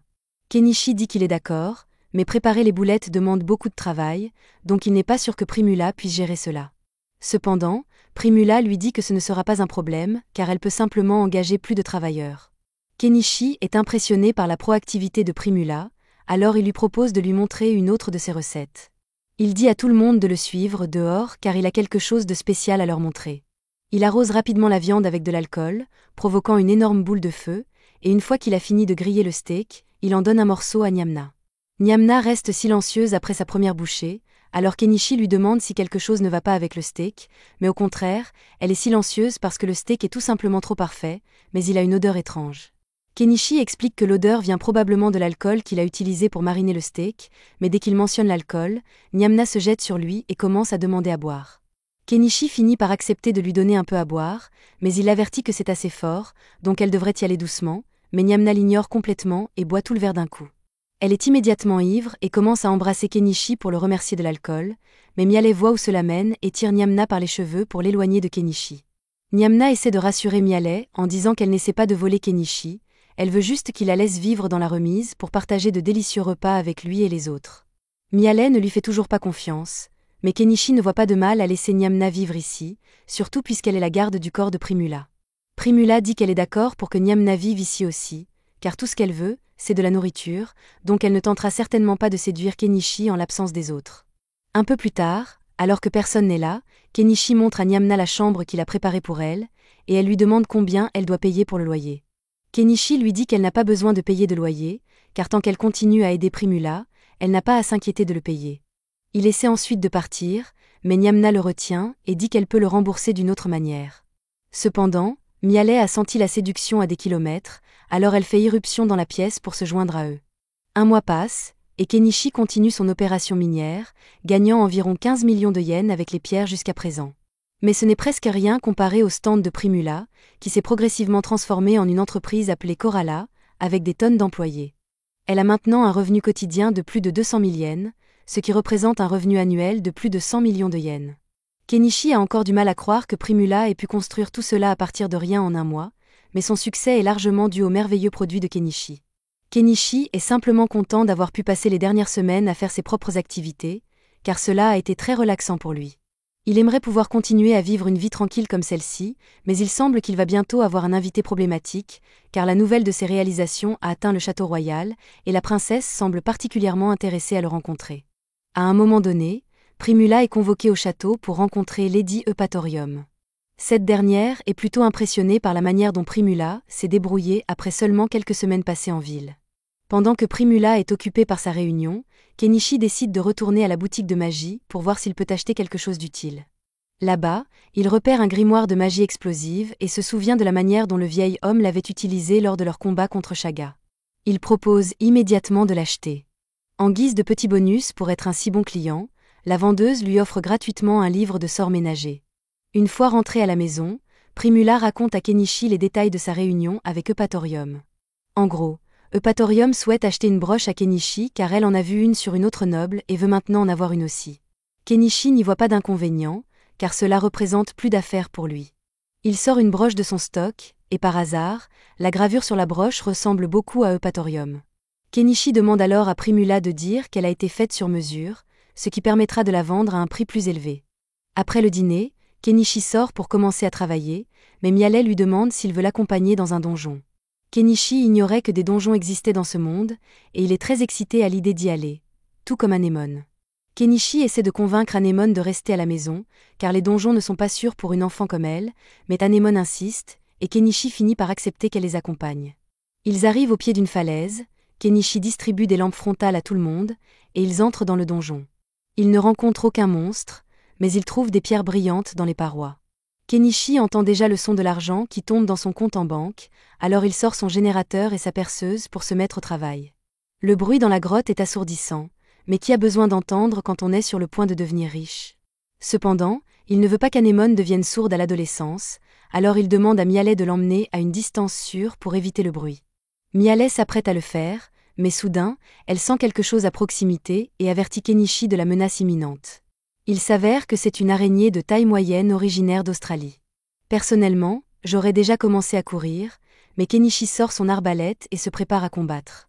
L'araignée semble coincée dans un passage étroit, alors Mialet dit à Kenichi qu'ils doivent la tuer avant qu'elle ne s'échappe. Kenichi tire une flèche sur l'araignée, mais elle rebondit sur son exosquelette. Mialet tire ensuite une flèche à son tour, visant les yeux de l'araignée, et cette fois-ci, elle parvient à lui infliger des dégâts. Il semble que les yeux de l'araignée soient son point faible, alors Kenichi demande à Anémone d'utiliser sa magie de feu pour les cibler. Malheureusement, Anémone est paralysée par la peur et ne sera d'aucune utilité contre cette créature. L'araignée parvient à se libérer du passage étroit et commence à lancer des toiles pour capturer Anémone, mais heureusement, Mialet l'attrape et esquive les toiles. La situation devient critique, alors Kenichi lance des pétards sur l'araignée pour la distraire et invoque sa moto pour s'échapper avec les autres. Il conduit à toute vitesse jusqu'à ce qu'ils sortent de la grotte, et heureusement, il semble que l'araignée ne les poursuit pas. Kenichi rentre directement à la maison. De retour, Kenichi raconte à Nyamna et Primula ce qui s'est passé. Nyamna est contrariée de ne pas avoir été invitée à participer à une aventure aussi excitante. Elle reproche à Mialet de l'avoir laissée de côté, mais Kenichi lui dit de ne pas se fâcher car il prévoit de l'emmener la prochaine fois. Après tout, il doit retourner dans la grotte car il a laissé son générateur là-bas, et il y a encore beaucoup de gemmes précieuses à extraire. Nyamna est censée garder Primula pendant qu'elle travaille, mais Primula dit qu'elle prévoit de prendre quelques jours de repos, donc Nyamna est libre de faire ce qu'elle veut. Pendant que les filles se sèchent, Kenichi se souvient qu'il a acheté un grimoire de magie explosive et demande à Anémone si elle aimerait l'essayer. Anémone court joyeusement vers la table pour commencer à s'entraîner, mais avant qu'elle ne termine l'incantation, Kenichi l'arrête car il ne veut pas que la maison explose. Il lui dit qu'il est content qu'elle soit enthousiaste, mais qu'elle pourra essayer le sort plus tard, de préférence loin de la maison. Nyamna propose alors d'apprendre à Anémone tout ce qu'il faut savoir pour être une aventurière, et le lendemain, elle commence à s'entraîner pour vaincre l'araignée. Une fois leurs affaires prêtes, Kenichi demande à Anémone si elle est sûre de vouloir y retourner, et elle lui dit qu'elle est parfaitement d'accord. Ils entrent donc tous ensemble dans la grotte. Après avoir marché un moment, ils arrivent à l'endroit où ils ont été attaqués par l'araignée. Kenichi trouve son générateur et son marteau-piqueur par terre à proximité, et il se souvient que l'araignée est apparue dès qu'il a commencé à utiliser cet engin. Il l'allume et commence à marteler la gemme pour attirer l'araignée. Quelques secondes plus tard, l'araignée émerge du trou, et Kenichi invoque plusieurs bombes insecticides, demandant à tout le monde de viser directement l'araignée. Une fois qu'elle a été touchée par une bonne quantité de poison, Kenichi demande à Anémone d'utiliser sa magie de feu sur elle. Cette fois, Anémone obéit et lance une boule de feu sur l'araignée, l'enflammant et la forçant à battre en retraite. Tout le monde félicite Anémone pour son excellent travail, mais ils doivent encore achever l'araignée. Ils la suivent à travers le tunnel et finissent par la trouver assise dans une caverne ouverte. Ils ne la laisseront pas s'échapper, alors ils commencent à la vaporiser avec encore plus d'insecticides, ce qui finit par la tuer. Mais le groupe a un problème encore plus gros à régler. Une araignée géante dans le coin de la caverne vient de se réveiller. Celle-ci est une femelle, donc elle est 5 fois plus grosse que le mâle qu'ils viennent de tuer, mais cela signifie aussi qu'elle est trop grande pour passer par le passage. Tant qu'ils peuvent sortir, elle mourra probablement de faim, mais avant qu'ils ne puissent s'échapper, l'araignée bloque la sortie. Si l'araignée les attaque maintenant, ils sont perdus, alors Vel intervient et court sur les pattes de l'araignée pour lui crever un œil. Maintenant qu'elle est aveugle, elle ne peut plus les attaquer, alors Kenichi demande à tout le monde de vider leurs bombes insecticides sur elle. Il demande ensuite à Anémone d'utiliser sa magie de feu sur l'araignée, ce qu'elle fait, mais bien que cela mette l'araignée en feu, cela ne lui inflige pas beaucoup de dégâts. Kenichi suppose que l'araignée doit avoir une certaine résistance à la magie, mais même si c'est le cas, il ne comprend pas pourquoi elle ne les attaque pas. Nyamna explique que puisque l'araignée est déjà aveugle et qu'elle ne peut pas les tuer, elle compte probablement bloquer la sortie avec son corps jusqu'à ce que tout le monde meure de faim. Kenichi est furieux que l'araignée utilise une tactique aussi sournoise, mais comme ils ne sont pas en danger immédiat, il prend un moment pour aller récupérer le cadavre de l'autre araignée de l'autre côté de la caverne. Pendant ce temps, Nyamna et Mialet continuent de vaporiser autant d'insecticides que possible sur l'araignée, mais peu importe la quantité utilisée, elle ne tombe pas. Ils sont à court d'options, alors Kenichi décide de prendre des mesures drastiques et achète une pièce de machinerie lourde, une pelleteuse. Nyamna est choquée par ce qu'elle voit et demande ce que c'est, alors Anémone explique que Kenichi peut invoquer ses engins pour l'aider à combattre. Alors que Kenichi monte dans la cabine de la pelleteuse, Anémone lui dit qu'elle veut monter avec lui, et elle n'accepte pas de refus. Kenichi accepte qu'elle l'accompagne, juste cette fois. Il charge l'araignée avec la pelleteuse et essaie de la frapper avec le godet, mais l'araignée s'agrippe à l'engin et commence à essayer de grimper dessus. Heureusement, Kenichi reprend le contrôle et jette l'araignée au sol. Il essaie ensuite de l'achever en l'écrasant avec le godet, mais le pire se produit, le moteur cale. Kenichi essaie désespérément de redémarrer la pelleteuse, mais sans succès. Anémone essaie de lui gagner du temps et commence à incanter un sort de magie explosive. Même si c'est sa première fois, elle récite parfaitement le sort et lance une explosion qui projette l'araignée contre le mur. Kenichi parvient enfin à redémarrer la pelleteuse et charge à nouveau l'araignée, l'écrasant contre le plafond jusqu'à ce qu'elle meure enfin. Une fois tout cela terminé, Kenichi range sa pelleteuse ainsi que le corps de l'araignée. Normalement, il serait très contrarié d'avoir dépensé 10 millions pour la pelleteuse, mais après avoir extrait les gemmes, il a gagné plus qu'assez d'argent pour couvrir les coûts. De retour à la surface, Kenichi demande à Anémone comment elle a réussi à apprendre la magie explosive, car il ne se souvient pas l'avoir vue s'entraîner. Elle lui dit que c'était la première fois qu'elle essayait, ce qui rend son exploit encore plus impressionnant. Ils rentrent finalement à la maison, et bien que Primula savait qu'ils allaient chasser l'araignée, elle n'aurait jamais imaginé qu'elle serait aussi grosse. Après que Primula se soit calmée, Kenichi rentre pour préparer le dîner, mais à l'horreur de tous, il prévoit d'utiliser un œuf trouvé dans l'araignée pour le cuisiner. Tout le monde pense que ce sera dégoûtant, mais Kenichi est curieux de savoir quel goût a un œuf d'araignée géante, alors il commence à préparer une omelette. Il ajoute d'autres ingrédients, et une fois terminé, le plat a l'air plutôt bon. Anémone décide de tenter sa chance et en goûte un morceau, et à sa surprise, l'œuf est délicieux. Les autres décident d'en goûter aussi, et Primula est impressionnée car elle remarque que Kenichi a utilisé du fromage. Un ingrédient très cher dans ce monde car il n'est produit que dans une région particulière. Cependant, Kenichi lui dit qu'il est en fait très facile de faire du fromage. Dès qu'il dit cela, Primula se rapproche de lui et lui demande de lui apprendre à en faire. Kenichi n'aime normalement pas révéler ses recettes, mais comme Primula est si insistante, il décide de lui montrer comment faire. Il suffit de lait, de vinaigre de cidre et d'un tissu à fromage, et une fois le mélange terminé, on obtient une belle portion de fromage frais. Tout le monde en goûte un morceau et est émerveillé par le fait que Kenichi sache faire quelque chose d'aussi délicieux. Mais soudain, Primula demande à Kenichi si elle peut partager cette recette avec Lady Eupatorium. Kenichi n'aime vraiment pas l'idée de s'impliquer avec la noblesse, alors il demande à Primula pourquoi elle veut la partager avec Eupatorium. Primula explique que ces derniers jours, son entreprise de nourriture a été harcelée sans arrêt, et c'est plus que Nyamna ne peut gérer. L'entreprise de Primula est ciblée parce qu'elle n'achète pas ses épices auprès du syndicat des épices, et Togalom, l'un des marchands les plus corrompus de la ville, est derrière tout cela. Primula ne peut pas s'occuper de Togalom seule, c'est pourquoi elle veut se mettre dans les bonnes grâces d'Eupatorium pour qu'elle règle le problème à sa place. Encore une fois, Kenichi n'aime pas l'idée de compter sur les nobles, alors il dit à Primula qu'il serait plus qu'heureux d'écraser Togalom sous sa pelleteuse, mais Primula lui dit que ce n'est pas nécessaire car elle préfère éviter une confrontation physique autant que possible. Kenichi comprend et dit à Primula qu'elle peut utiliser sa recette, mais il ne veut pas que Patorium commence à l'embêter, alors il lui demande de garder son identité secrète. Le lendemain, Togalom est dans son bureau quand soudain, un de ses hommes de main lui apporte un décret de Lady Eupatorium disant que quiconque causera des problèmes à l'entreprise de Primula sera sévèrement puni. Même Togalom n'est pas assez stupide pour aller à l'encontre d'un décret d'une noble, mais il est toujours confiant qu'il finira par obtenir ce qu'il veut. Les choses reviennent à la normale pour Primula, et elle peut continuer son activité sans être harcelée. Mais quelques jours plus tard, Eupatorium se présente au domicile de Kenichi car elle veut le rencontrer. Primula n'a pas du tout mentionné Kenichi, mais Eupatorium connaît déjà tous ses exploits grâce à Dahlia, c'est pourquoi elle est venue ici pour demander un service à Kenichi, et ce dernier sent déjà que cela va être compliqué. En gros, Eupatorium a été chargée de construire un canal à travers le royaume, mais elle est en retard sur le chantier, et si le projet n'est pas terminé bientôt, son financement sera coupé et ses terres pourraient même lui être retirées. La section restante du canal à construire mesure 15 km, et elle doit le terminer en un mois, alors elle supplie Kenichi de l'aider. Elle était prête à lui offrir n'importe quelle récompense, même son corps, mais Kenichi lui dit qu'il n'est pas intéressé. Eupatorium est déçue d'avoir été rejetée, mais elle a encore une chose à offrir, un grimoire spécial appelé Haute Protection. Kenichi ne sait pas vraiment ce que c'est, mais Miale en a entendu parler et lui explique que c'est un sort extrêmement puissant qui permet de bloquer n'importe quelle attaque. Cela pique l'intérêt de Kenichi, car cela pourrait aider à protéger Anémone, alors il accepte d'aider Eupatorium. Mais avant de commencer les travaux, il a besoin de fonds, alors il demande à Eupatorium de lui donner tous les meubles inutilisés qu'elle possède pour les évaluer et obtenir de l'argent grâce à son système. Une fois cela fait, Kenichi gagne environ 120 millions de yens, ce qui est plus que suffisant pour couvrir les coûts de sa machinerie lourde, alors il est prêt à commencer.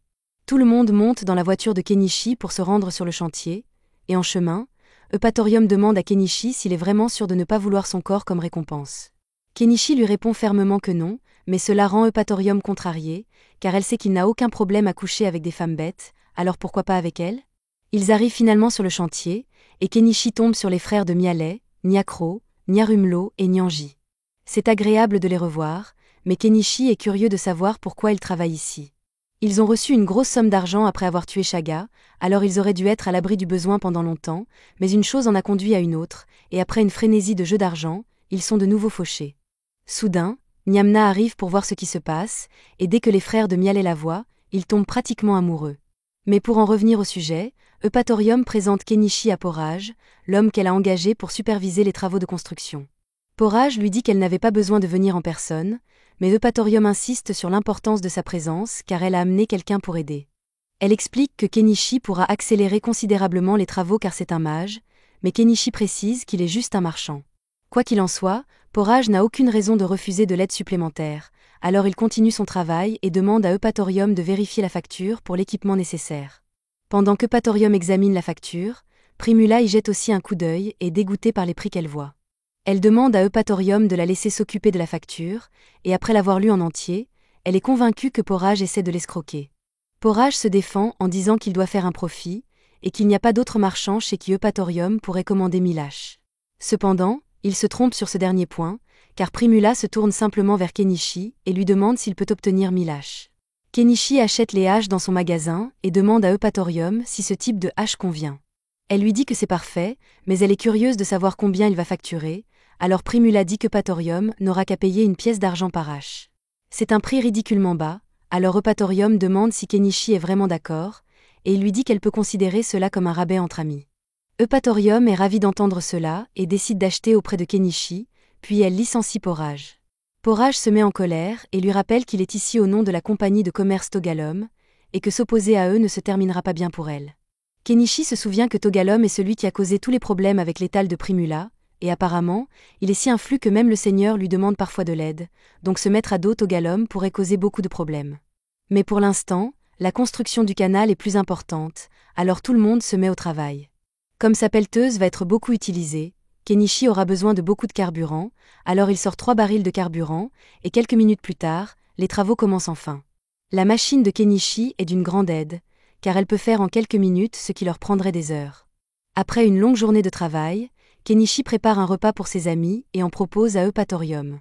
Elle est surprise qu'ils puissent préparer un repas aussi décent alors qu'ils sont au milieu de la forêt, et c'est absolument délicieux. Kenichi remarque que Nainji et les autres regardent la nourriture de loin, alors il les invite à venir manger avec lui, mais ils ne sont pas les seuls à avoir faim. Presque tous les ouvriers sont affamés car la taverne où ils mangent habituellement est en ville, et il serait trop cher pour eux de faire le trajet. Primula se sent mal pour eux, alors elle a une idée et demande à Kenichi la permission d'utiliser sa recette pour nourrir tous les ouvriers. Bien sûr, elle va toujours les faire payer, mais ce sera à un prix raisonnable pour que tout le monde puisse se permettre de manger. Tous les ouvriers sont ravis d'avoir de la nourriture, alors le chantier se transforme pratiquement en fête, et Eupatorium adore l'ambiance animée. Plus tard dans la soirée, Kenichi installe un bain et dit à Eupatorium qu'elle peut l'utiliser pour se laver. Eupatorium est émerveillé que Kenichi puisse créer un bain ici au milieu des bois, mais alors qu'il s'apprête à partir, elle lui attrape le bras et lui ordonne de se baigner avec elle. Kenichi essaie de résister car il est techniquement marié à Primula et doit s'occuper d'Anémone, donc il ne peut pas se laisser aller à ses envies. Eupatorium admire le fait que Kenichi tienne tant à sa famille, car en ce qui concerne la sienne, ils ne l'ont jamais vraiment considéré comme une personne. Tout ce qui intéressait ses parents, c'était de savoir qui Eupatorium allait épouser. Kenichi lui dit que c'est triste, mais que cela ne le concerne pas, alors il quitte la salle de bain avant qu'Eupatorium n'essaie de le séduire à nouveau. Le lendemain matin, Kenichi se réveille tôt, et la première chose qu'il voit, c'est Eupatorium en train de travailler dur pour distribuer de la nourriture à tous les ouvriers. Pendant un instant, il commence à penser que ce ne serait peut-être pas si mal de céder à Eupatorium au moins une fois. Dès qu'il commence à penser cela, toutes les filles se rapprochent de lui car elles savent ce qu'il a en tête, mais il leur dit qu'il ne coucherait pas vraiment avec Eupatorium car elle est une femme mariée, et il est assez intelligent pour éviter ce genre de drame. Eupatorium sait que Kenichi ne veut pas céder à ses avances, mais elle a tout un mois devant elle, donc tôt ou tard, elle le fera craquer. Quelques instants plus tard, Porage et un de ses associés reviennent sur le chantier pour se plaindre car aucun ouvrier ne vient manger à leur taverne. Primula leur explique que c'est parce qu'elle a commencé à leur vendre de la nourriture à un prix abordable, donc ils n'ont plus besoin d'aller à leur taverne.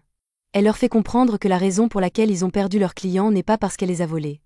C'est parce qu'ils fixaient leur prix beaucoup trop haut, donc s'ils veulent un jour retrouver leur clientèle, ils doivent commencer à être plus honnêtes dans leurs affaires.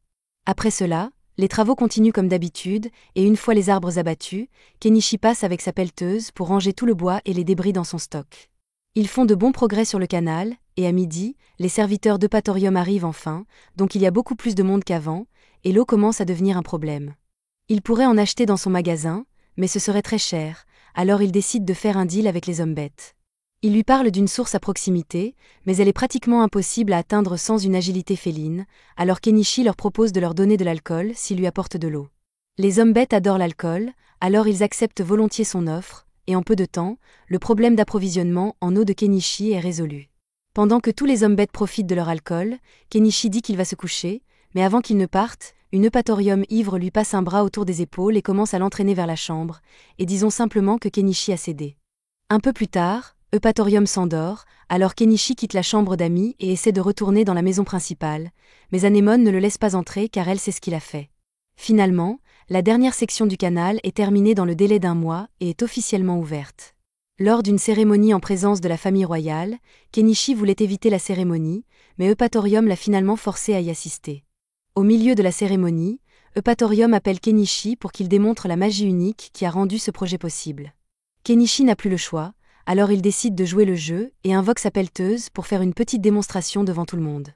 La foule est émerveillée de voir Kenichi équilibrer une bûche au bout de la pelleteuse, et c'est vraiment impressionnant, mais où Kenichi a-t-il appris à faire ça?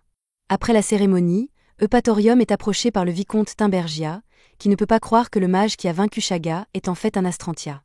Il était sûr qu'Eupatorium allait perdre ses terres et devoir fuir le pays, mais Eupatorium rit à sa figure et lui dit que sa blague est presque aussi drôle que ce ridicule excuse de moustache qu'il porte. Kenichi voit tout cela et suppose que c'est juste une rivalité entre nobles, mais Primula remarque quelque chose d'inquiétant. Il y a un vieil homme dans le carrosse de Timbergia, et c'est le même homme qui a été déchu de son statut à Dahlia après qu'il a été découvert qu'il avait engagé Shaga pour kidnapper Primula. Le lendemain, Kenichi rencontre Graham, le mari d'Eupatorium, qui veut le remercier personnellement pour toute l'aide qu'il a apportée à la réalisation du projet.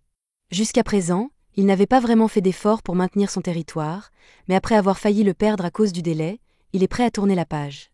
De plus, il y a une autre chose dont il veut parler à Kenichi. Il a trouvé une des images que Kenichi a vendues il y a quelque temps, et il veut vraiment savoir comment Kenichi les a faites. Kenichi lui montre tout le processus d'impression, et Graham écoute chaque mot avec enthousiasme, mais il ne sait pas qu'il parle à l'homme qui a couché avec sa femme. Après que Kenichi lui a appris à faire les images, ils reviennent à leur discussion, et Graham dit qu'il aimerait engager Primula pour s'occuper des finances d'Astrantia. Primula est reconnaissante pour cette opportunité, mais ce serait trop pour elle de s'en occuper seule, alors elle demande à Graham si elle peut demander de l'aide à son père. Graham sait que Mallow, de la compagnie de commerce Mallow, est une figure importante à Dahlia, alors il serait ravi d'avoir un si bon marchand travaillant avec lui, mais il n'est pas sûr que ce soit une bonne idée car établir des liens avec l'un des marchands les plus influents de Dahlia pourrait pousser Togalom à agir. Kenichi a beaucoup entendu parler de Togalom récemment, alors il demande pourquoi Graham ne se contente pas de le chasser d'Astrantia puisqu'il ne l'aime clairement pas. Graham est gêné de l'admettre, Mais avec le budget actuel d'Astrantia, ils ne peuvent pas se permettre un ordre de chevalier, donc si cela venait à une bataille contre Togalom et ses hommes, ils perdraient sûrement. Cependant, Eupatorium dit à son mari qu'ils ont de bonnes chances de gagner car ils ont Kenichi et sa machine magique, et elle est sûre que Kenichi serait prêt à se battre pour eux. Après tout, c'est son ami. Kenichi n'aime pas qu'on l'implique toujours dans des choses compliquées, mais comme la situation est assez sérieuse, il accepte d'aider à combattre Togalom si cela devient nécessaire. Plus tard dans la soirée, Kenichi et les autres retournent à leur emplacement d'origine, et Kenichi replace leur maison. Ils ont également reçu le grimoire de haute protection qu'Eupatorium leur a promis, donc Anémone pourra bientôt commencer à apprendre le sort. Mais pour l'instant, tout le monde prend un bain sous les étoiles pour se détendre. Pendant ce temps, dans la capitale royale, la princesse Lilith se rend auprès de sa mère pendant qu'elle travaille, car elle a entendu dire qu'il s'était passé quelque chose d'intéressant. La reine lui raconte que le vicomte d'Astrantia a réussi à construire une section du canal dans les délais impartis. C'est assez amusant, car auparavant, elle recevait sans cesse des lettres de Timbergia lui demandant de destituer le vicomte d'Astrantia de ses terres et de son statut pour incompétence. Il est évident que Timbergia voulait s'emparer d'Astrantia pour lui-même, mais la reine aurait été obligée d'agir si le vicomte avait échoué dans ses obligations. Cependant, un mage extrêmement talentueux est apparu et l'a aidé à terminer la construction en un temps record. Ce mage n'est autre que Keneshi, qui a déjà une longue liste de réalisations à son actif. La princesse pense qu'il serait peut-être approprié de lui conférer un jour le titre de chevalier sacré. Pendant ce temps, Kenichi profite encore de son bain avec tout le monde lorsque Nyamna mentionne à quel point il est impressionnant qu'Anémone puisse utiliser la magie aussi facilement. Kenichi suppose qu'Anémone a dû hériter de ses capacités magiques de sa mère, alors il lui demande si elle sait quelque chose à son sujet. Anémone répond que c'est sa mère qui lui a donné son nom, mais à part cela, elle n'a pas beaucoup d'informations. Le lendemain, Kenichi emmène Anémone à la boutique de magie pour qu'elle puisse faire enregistrer son nouveau grimoire de haute protection. Une fois cela fait, Anémone se précipite dans un coin pour commencer à lire son nouveau grimoire. Pendant ce temps, Kenichi demande à la boutique si elle connaît une femme décédée il y a environ 10 ans. Il cherche des indices sur l'identité de la mère d'Anémone, qui devait probablement être une grande mage. La boutique n'est pas sûre que cela ait un lien avec Anémone, mais elle se souvient d'avoir entendu parler d'une mage célèbre connue sous le nom d'Argent Armia, qui a disparu il y a 10 ans. Par coïncidence, le livre de haute protection qu'Anémone vient d'obtenir appartenait autrefois à Armia, ce qui amène Kenichi à penser qu'il pourrait y avoir un lien entre elle et Anémone. Un peu plus tard, alors que le groupe rentre chez lui, Anémone ressent une soudaine envie d'utiliser le grimoire. Elle s'assoit par terre et commence à lancer le sort de haute protection. Elle s'en sort plutôt bien pour une première fois, mais au moment où le mur de protection commence à se former, il s'effondre complètement.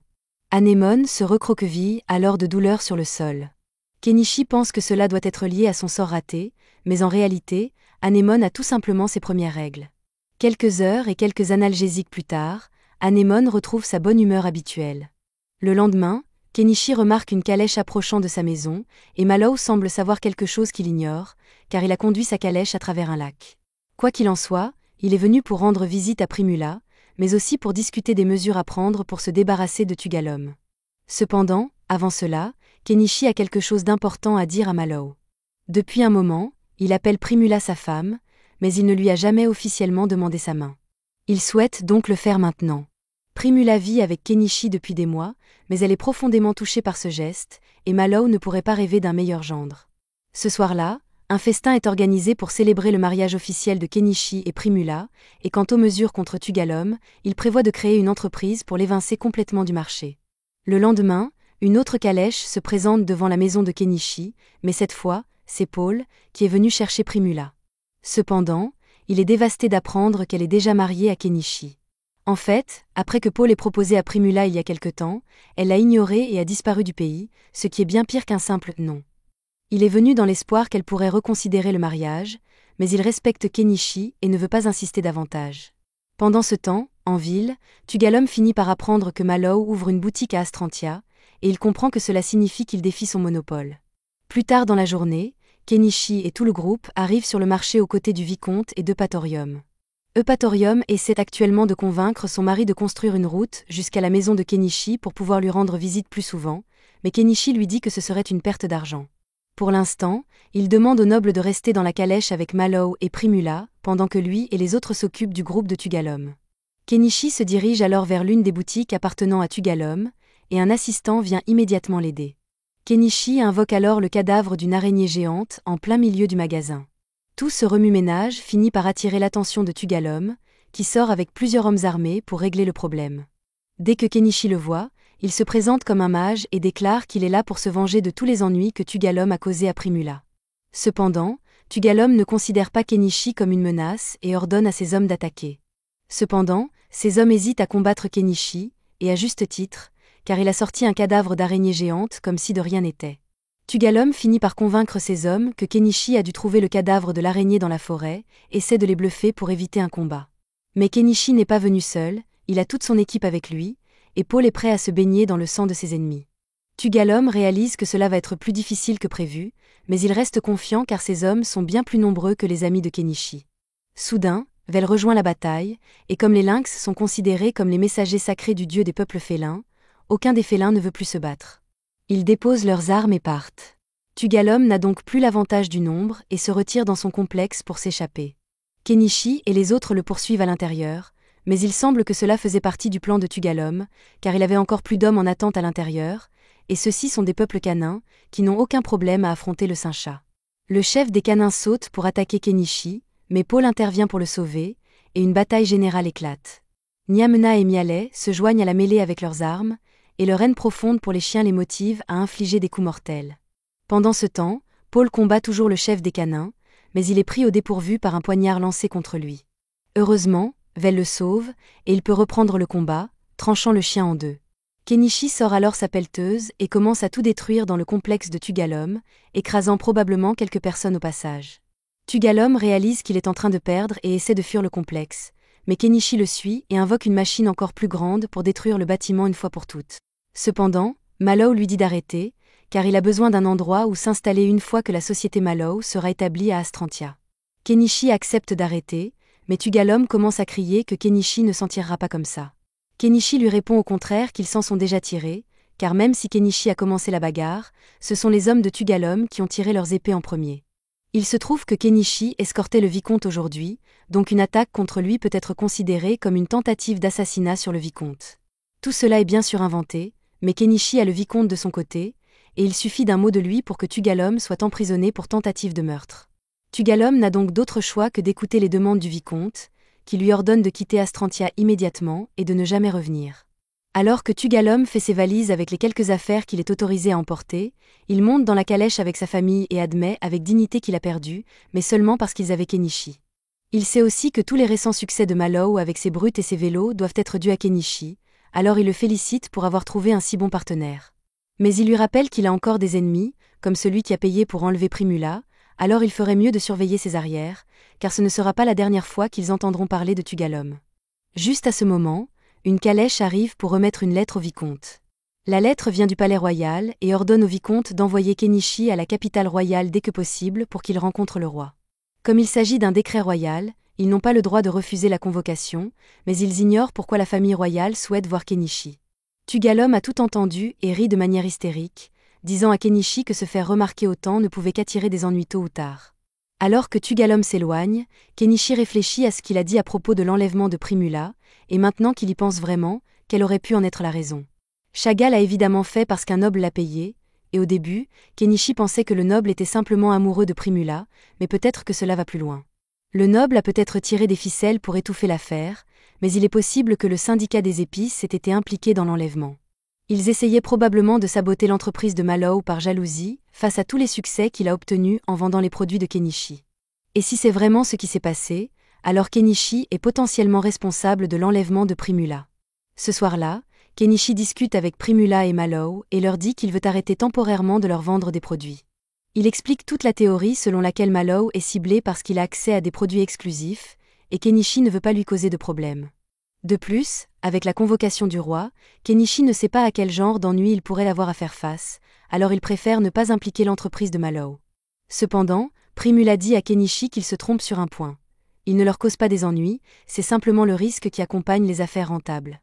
Kenichi lui rappelle qu'elle a failli mourir à cause de ces risques, mais Primula est prête à l'accepter. Elle a déjà décidé de vivre aux côtés de Kenichi, et avec le pouvoir qu'il possède, il était inévitable que la famille royale finisse par s'intéresser à lui. Quoi qu'il arrive, elle veut continuer à le soutenir. Le lendemain, la famille de Marie est enfin prête à s'installer dans la baronnie de Paul, alors Anémone dit au revoir à Marie alors que la calèche part. Après cela, Kenichi fait ses valises, et au début, il voulait simplement ignorer la convocation royale et s'enfuir, mais cela causerait beaucoup de problèmes au vicomte. Il finit donc par se rendre à la capitale royale en voiture avec sa famille. C'était la fin de l'épisode 11. Abonnez-vous pour ne pas manquer le prochain.